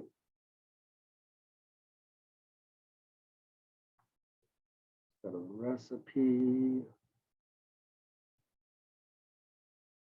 You have fettuccine pasta, pancetta, or some sort of diced ham, bacon if you don't have pancetta, Parmesan cheese, pecorino cheese, let's see, egg yolk, garlic, salted butter, unsalted butter, and salt and pepper. You're going to cook the pasta in boiling salt and water. In a saute pan, you're going to add your prosciutto, your pancetta, your ham, your bacon, whatever you're going to be using. You're going to cook it until it's kind of golden brown or cooked up. Some of the fat is going to come out as well. You're going to add a little bit, you're going to add butter and garlic. The garlic needs to be finely chopped. I don't even see garlic on, there was not garlic on this recipe, so you're going to need to make sure you add garlic to this recipe. Then you're going to basically, you're going to let it cook and golden brown. You're going to add your pasta and take out the pasta, throw it into, and add a little bit of the water when you put it into. So you're going to add the pasta into your saute pan, and you're going to add just a little bit of that pasta water. The pasta water is there. It kind of gives it that kind of, it thins it down, thins down your sauce a little bit. It gives a little starchiness because the pasta water is starchy, and gives some saltiness as well. Then you're going to add the water, or add a little water of the cook. Then you're going to mix in, you're going to, in a separate bowl, you've got your cheese, your egg, you're going to beat it all up. Then you're going to add your pasta and your garlic to the bowl with the the cheese and the egg mixture. You're going to toss that around, mix it well. The heat of that is going to help thicken up your sauce. Just be very careful. You don't want to overcook it because it's going to scramble your egg or make your egg look ugly. So you've got to be very careful on that. Be careful, make sure the egg's not cooked, or the egg doesn't cook like scramble. And then you're just going to serve it off to the side. It's going to be, it's going to look very creamy, something like this. Okay. I've put it with a little bit of Parmesan cheese, a little herbage on top, whatever else. Pretty straightforward, pretty easy. Just another pasta dish. And then the biscotti.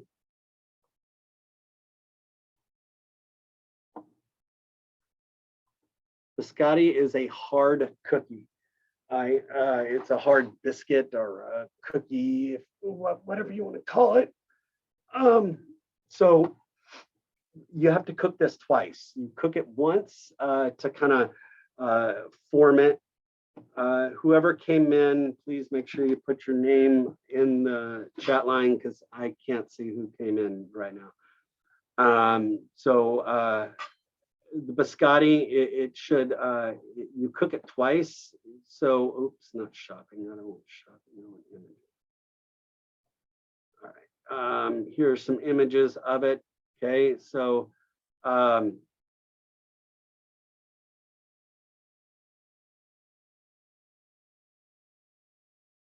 so here is some images. This is kind of what, when you are forming it, when you're baking it the first time, this is how it should look, just like this. It should kind of, I don't know how to describe it, kind of a long, flat kind of surface, whatever else, but it should, that's what it should look like, because once you cook it, after we form it like this, then we're going to stick it in the oven. Then once it gets golden brown on the outside, then we're going to take it out of the oven. We're going to let it cool for a couple of minutes. Then we're going to use a serrated knife and we're going to cut lengthwise, lengthwise, and then you're going to have a biscotti like this. Then you're going to take those, lay them out on a sheet pan, on the same sheet pan. Then you're going to stick it back in the oven and you're going to cook it until it's nice and dry and crispy and hard. It should be really hard because what they're used for is you dip it in coffee and you can eat it with drinking coffee, and you dip it in your coffee or your espresso or cappuccino or whatever you want it, a latte, and you dip it in there and it kind of softens up and you eat it. But that you can make different types. A lot of times people dip it in chocolate, salt, sugar, or a little bit of, this looks like chocolate and peppermint stick or whatever else, whatever floats your boat. But this is how it should be formed. If you want to take a picture of this, this is how it should be formed before it goes in the oven. So let's get to the recipe. Biscotti. You have whole almonds, you have eggs, vanilla, almond extract, AP flour, sugar, baking soda, and salt. You're going to place the nuts in a pan and you're going to bake it, preheated oven. You're going to just basically toast the nuts, right? So that's the first step. And let them cool, cut with a knife, in the small chunks. You just want to chunk it up a little bit. In a bowl, you're going to beat up the eggs, vanilla, and almond extract. You're going to combine sifted flour, sugar, baking soda, and salt and eggs in a mixing bowl. You're going to mix it and either in a paddle attachment or by hand. Mix it for about a minute on a paddle attachment or by hand. I would say 2 minutes by hand if you're doing it that way. And then you're going to add your almonds uh, form a long, thick width, and I showed you that picture of what it should look like when you form it. And you're going to bake it at 300 degrees for about 30 minutes until the outside gets golden brown. Then you're going to transfer it to a rack, let it cool for about 5 or 10 minutes, just so you can handle it and it kind of hardens up just a touch. Then you're going to use a serrated knife and you're going to slice it about a 1/2 inch thick or so. You're going to lay it flat on a baking sheet with parchment paper or whatever else, and you're going to bake it at 250 degrees until nice and golden brown and dried out and toasted. It takes maybe about 20-30 minutes, give or take, for that, but it really kind of depends on how thick you slice it. Is kind of the caveat of how long it's going to take. If it's thicker, it's going to take a lot longer. I would suggest you rotating the pan because it's going to need even cooking, and you just need to brown it evenly. Any questions about the biscotti? If you wanna, when it's done, you can dip it in chocolate, or drizzle chocolate over it, or whatever, any of that sort of stuff works as well.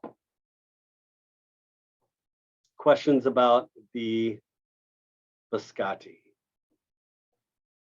All right, and we're still waiting on the truck. I would say, I don't know. I'll check in just a second and see if they've heard anything. I asked them to text the truck driver because truck usually here by 7:30, and it's past 7:30. So I asked them to see if they could find out what time the food will be delivered, but I'm still waiting on that.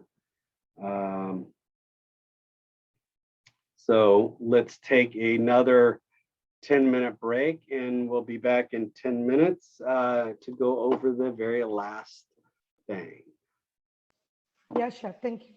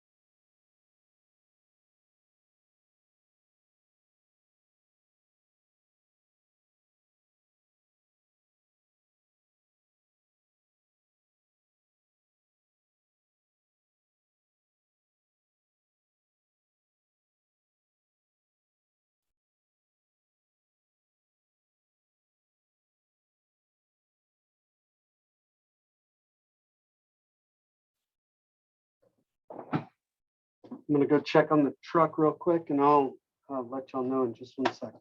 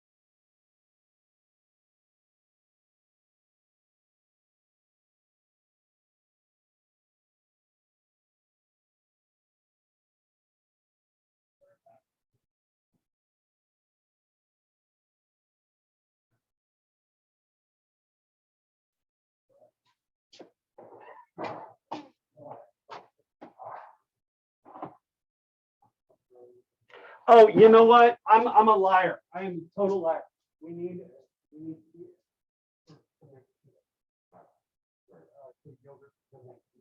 I'm sorry, and that's on Friday. Yeah.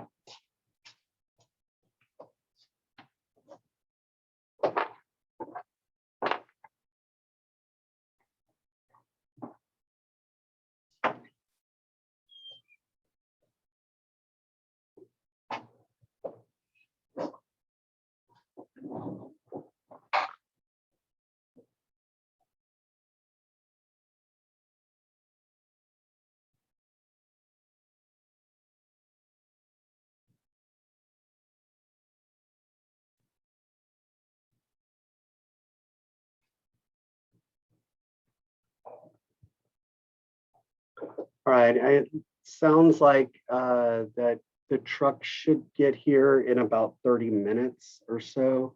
So I would say, after 30 minutes, maybe y'all can start coming up here to get your food. But I would say it's going to be about 30 minutes before the truck will get here. So just to let y'all know that. For the food pickup? Yeah, for the food pickup, that would be, I'm still waiting on a few things to be delivered. So what time are you there until today? I'm leaving at 1 o'clock. So I need everybody to pick up their product no later than 1 o'clock. Because I've got an appointment that I have to go to today, and it's at 1:30, and it's going to take me about 30 minutes to get to that appointment. So I have to leave here straight up 1 o'clock. So everybody has to have come up here to get your food before 1 o'clock. Okay, don't show up right at 1 o'clock. Please don't, because I will have already kind of packed up and probably left by then. And you said it's going to be another 30 minutes until the truck gets there? Yes. Okay. Yes. And the guy, I'm kind of in a little room, kind of closet room, kind of where I'm at right now, but they said that they'll come grab me when the truck gets here. And they also just gave me a new webcam. So I'm going to try to get that set up. Give me 1 second, and I'm going to on that before it started.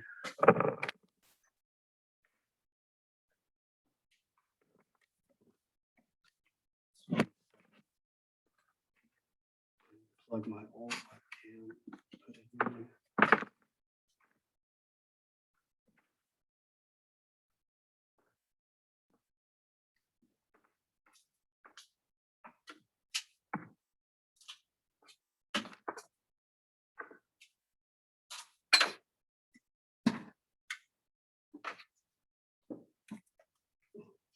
Doesn't look new to me, maybe.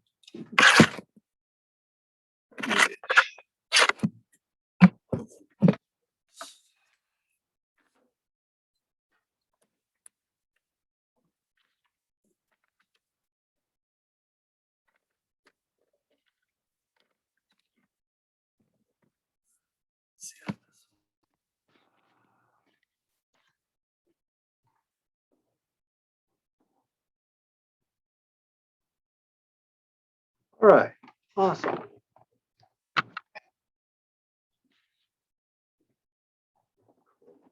All right, the webcam is working now. All right, so excuse me. We are, golly, my hiccups, all of that. Let's see. All right, so we are starting Africa starting on Friday. So we're going to be in Africa, in it's going to be some different ingredients, some different things. So we're going to be kind of going in and doing a chicken kind of kebab, basically. Let's see what we got here. Here is kind of the kebab. You know, you can kind of see what it looks like, little kebabs. I will also need to make sure. Oh, hold on, I'm gonna have to get a towel.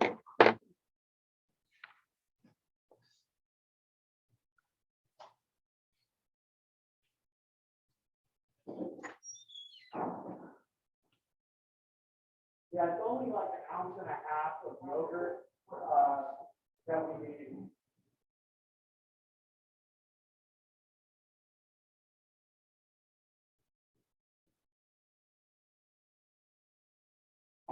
Clean up this water I just made a mess with.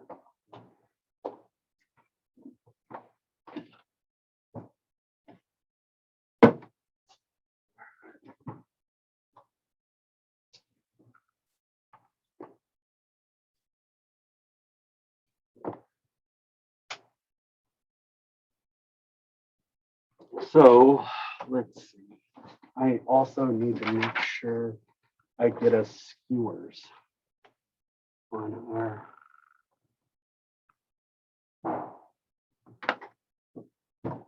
Let me tell them to put a skewer.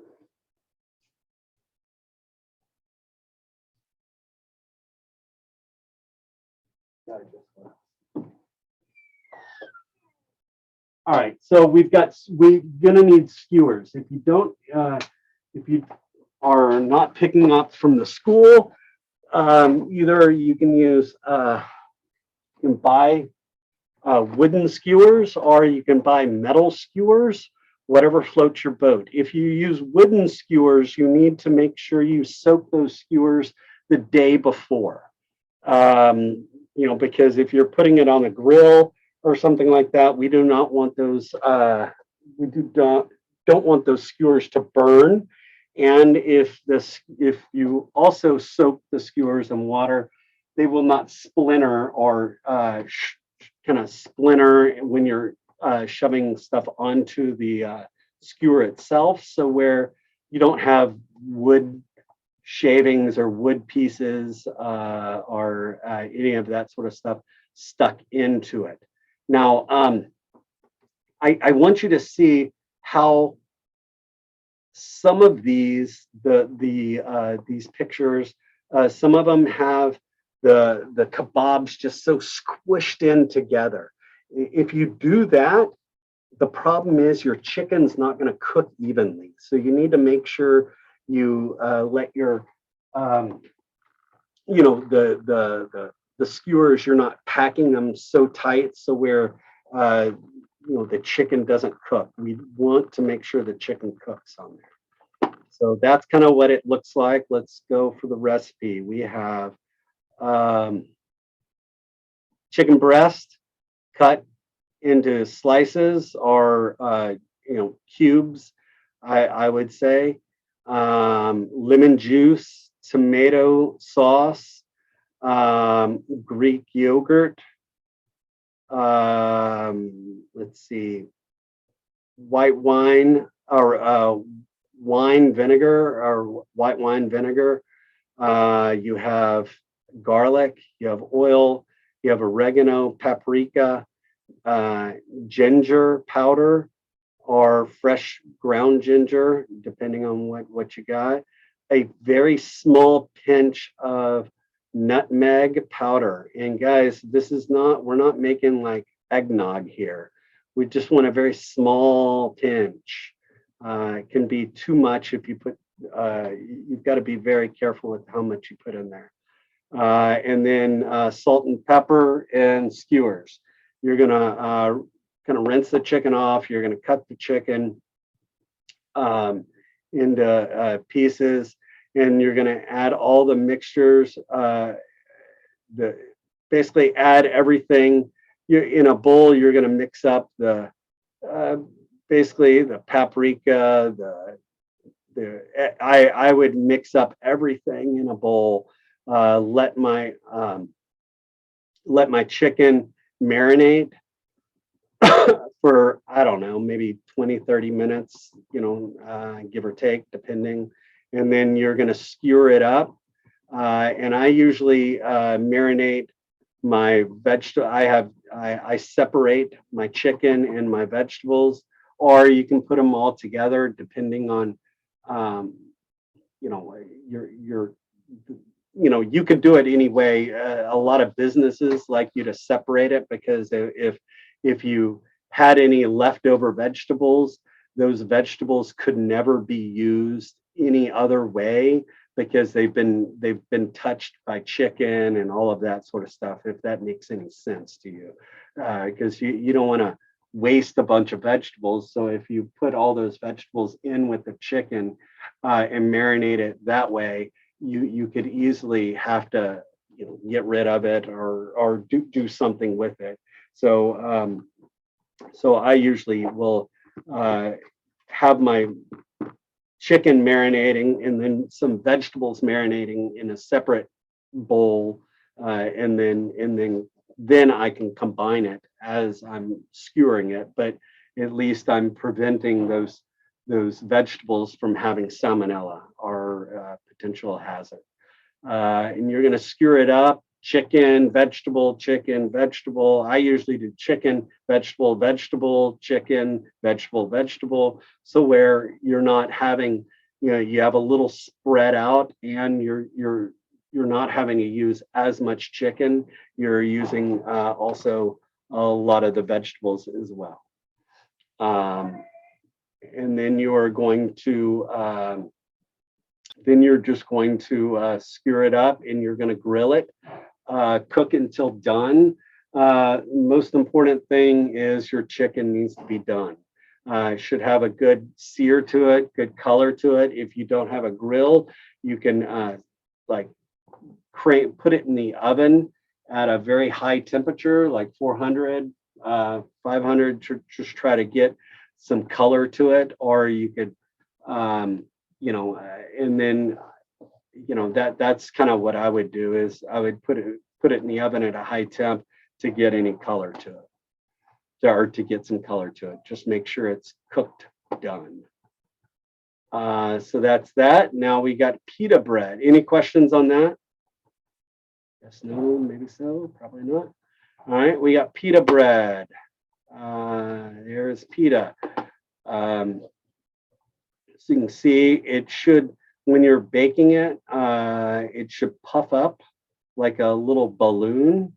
That tells you that you are, it's actually, if you've ever seen a whoopee cushion before, that's what it should look like. The kind of a whoopee cushion when it's all blown up with air, and then before you sit on it or before you do it, that's kind of what it should look like.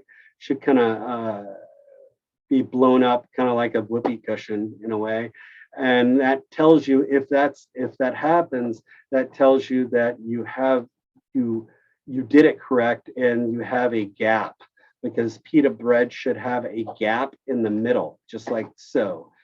Just like this photo that I've got my cursor on, just like that. So that's what the pita bread should look like. Let's talk about what it is. So you got 7 ounces of water.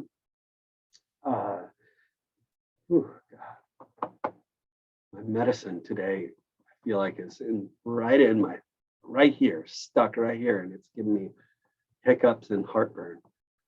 So let's see, 7 ounces of water, 7 grams of yeast, 12 ounces of bread flour, 2 ounces of whole wheat flour. That gives it a little structure, that whole wheat flour. And then you got sugar,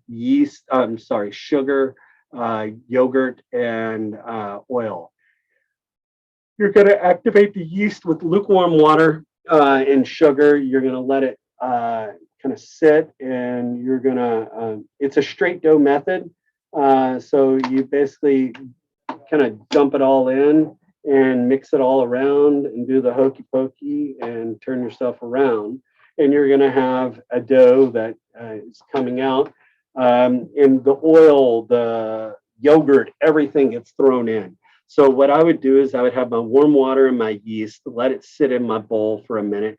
Then I'm going to put my flour, put all my flour in there, put my yogurt, put my sugar, put my salt, and all of that. Mix it up until it's a dough ball in a mixer. If you're going to do this one, you can do a dough hook, or if you're doing it by hand, just do it with your hands, and you're going to let it sit. You're going to need to let it ferment. You'll do that in the on somewhere where it's warmish, and you're going to let it ferment, double in its size. Then you're going to scale it out about 2.5 ounce balls, and you're going to flatten it out or roll it up, let it sit, and you're going to flatten. You're going to get a rolling pin. You're going to roll it out until it's like a size of a tortilla, probably like a flour tortilla or a corn tortilla. something like that. Then you're going to stick it in a very hot oven, and that's a 475-degree oven for about 4 to 5 minutes. What I usually do is I have a sheet pan. I'll get a sheet pan and I'll lay them all out on the sheet pan, and then they don't spread when you bake it. They just kind of rise up, so you can kind of get them close to each other, and you're going to stick it in the 475, 5 to 7 minutes, give or take. Always sacrifice one to the oven gods and make sure that they are cooked correctly. And they're not raw or whatever else. Then once they're done, you take them out, and then you have your pita. Questions about that? All right. So now we got Alyssa. It's called Alyssa banh mi, or Elisa Banya. Banya. Yeah, Banya. Alyssa Watt is this one, but Alyssa Banya. Let's see. So here it is. It's got it's basically has oops,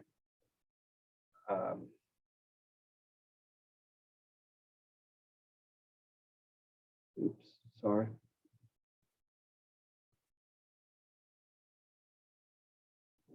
There you go.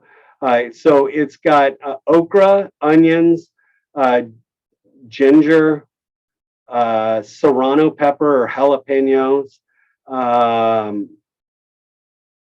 cardamom, green cardamom seed. It's a seed, and we'll talk about that. And then turmeric, tomatoes, and salt and pepper. And let me show you what this looks like again. Now, there are different variations, okay? Like this one, it's kind of whole and kind of stewed like this. There's also ones that are kind of, kind of cooked, something similar to like this, cut.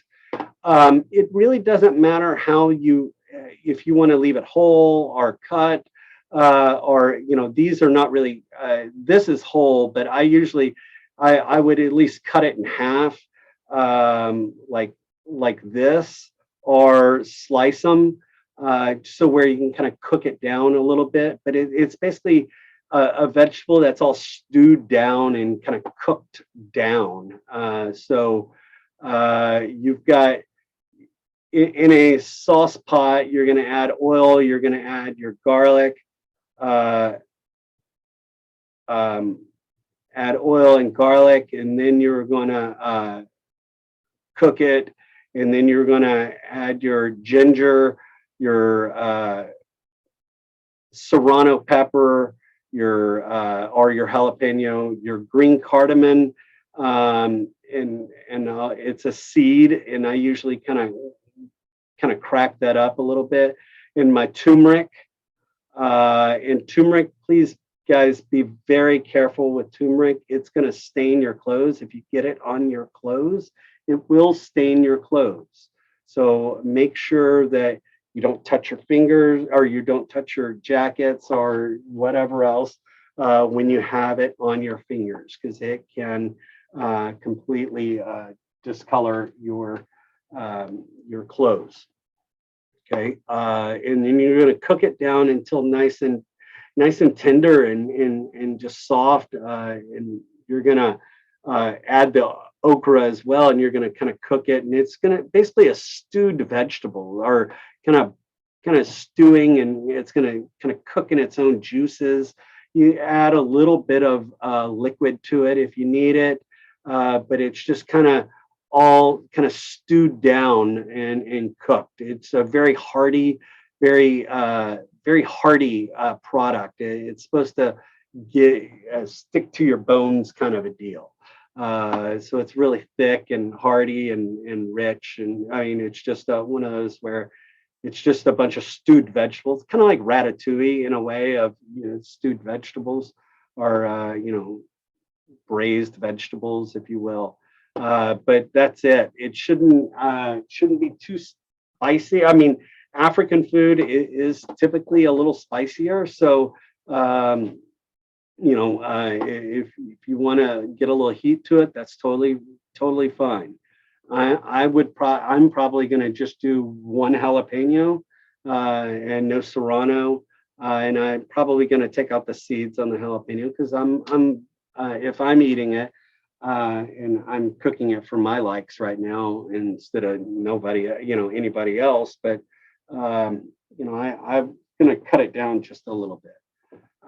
But that is and then we have Alyssa Watt.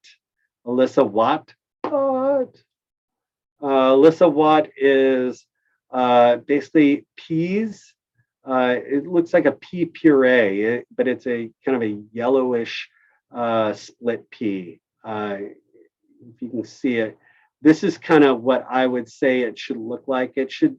You should be able to see some of the peas in there, but it should be a little kind of creamy as well. So some of the peas are going to kind of mush up and some of them are going to be kind of whole. So that's kind of what Alyssa Watt should look like.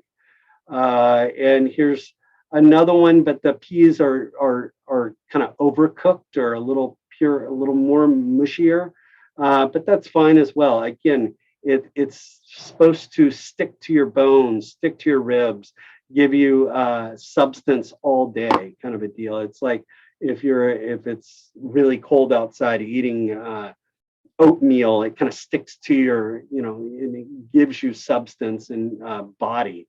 And for this, in Africa, they typically don't have as much protein as they would on other things. So protein is usually the smaller amount of stuff, and usually the vegetables and the side dishes you have more of because it's just protein is harder to come by in certain parts of Africa.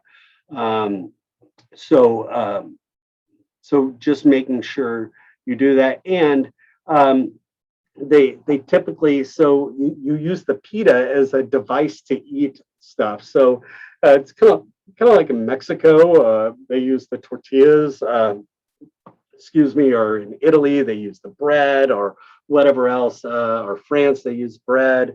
This is kind of a way of they put everything, they can make everything, put it all together in the pita and take it with them.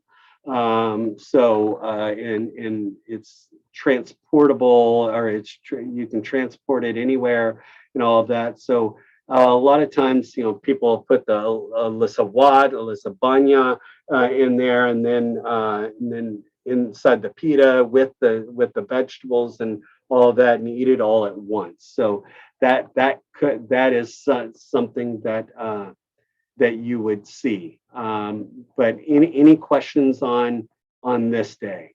Now, I want to make sure that next Monday and Tuesday, I am not going to be in class.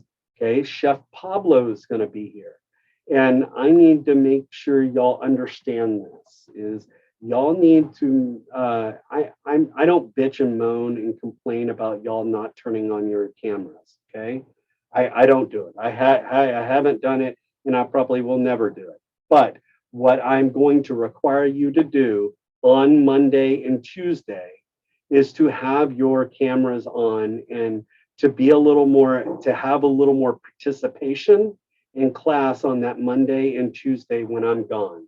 Because Chef Pablo, he's doing this as a favor. I don't want to have a class that just doesn't talk, that doesn't do that he's gonna. I don't want him to go, Cliff, what the hell's wrong with your class or whatever else. So if you could, please participate and turn on your cameras and participate on next Monday and Tuesday. Be a little more,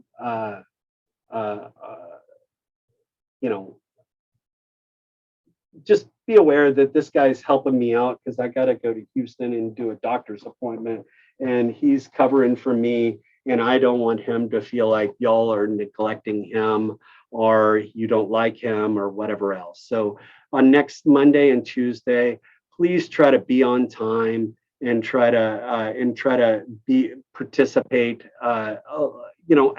Again, y'all participate over here. I'm not bitching and moaning. I'm not complaining at all. I just when I have someone covering my class, I always like for my class to make sure that they recognize whoever it is, and I just don't want them to that instructor to feel like, my class doesn't care about what they say or whatever else. So I saw everybody that responded. Thank you. I appreciate it. Again, I don't bitch and moan too much, but just when I have someone covering my class, I like to make sure that they feel like, they got something out of it as well, the instructor as well as the student. So thank you for understanding and listening to me when it comes to that. Now, when it comes to today, how many people, could you just kind of either, how many of y'all need to come get your stuff today? Quite a few of y'all. I need to come and I can be there at 12. Okay, that's fine. All right. So what I'm gonna do is we're gonna take a quick break. If you need to, I want to go check on the because no one's come seen me real quick about the food. Let me go check on the food in our cart, and I will come back in at 9 o'clock. Let's come back at 9 o'clock, and then I'll let y'all go. Some of y'all go, come up here to get your food or whatever else. Let's see.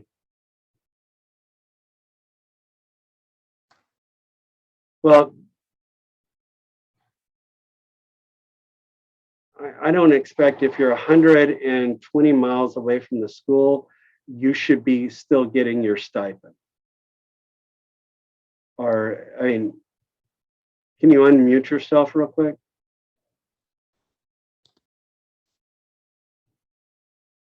Greg?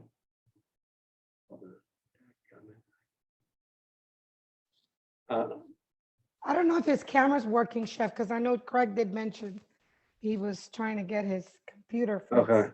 last All right. week. So Craig, please respond. I mean, or on the chat or something. Oh.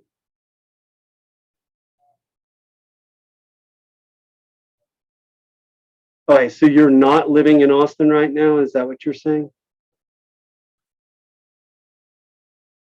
All right. All right. Then what I would suggest you doing is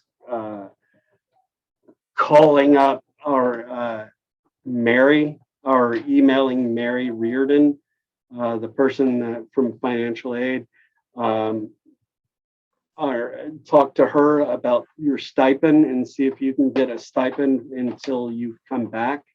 But until then, until you move back, I guess, I mean, starting in April, everybody should know that there is no more online cooking classes. I don't think, it's going to be a hybrid type of deal.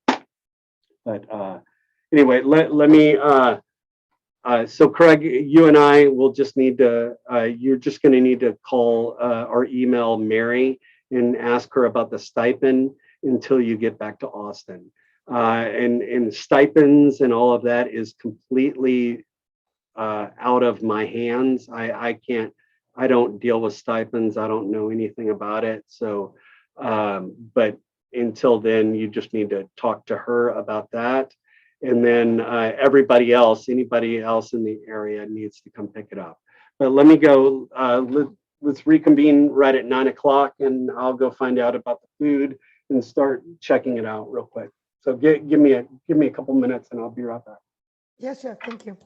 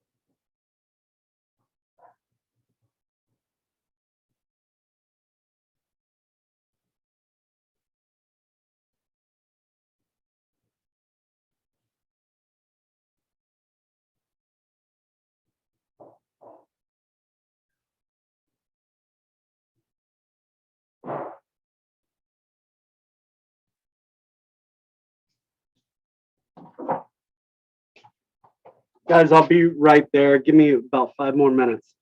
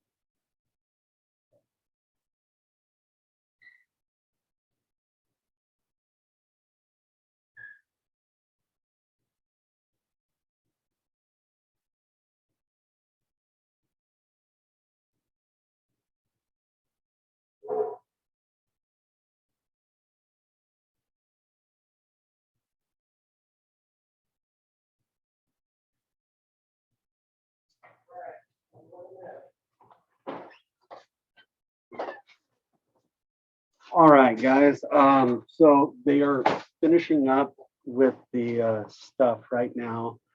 Let me stop sharing. So if I would say if you want to leave your house around 9:30 or so, you can. Give them about 30 minutes to get the last little bit of stuff situated, and then you can start heading up. And then if you can't, I'll be here from now until the end of class, until basically 1 o'clock to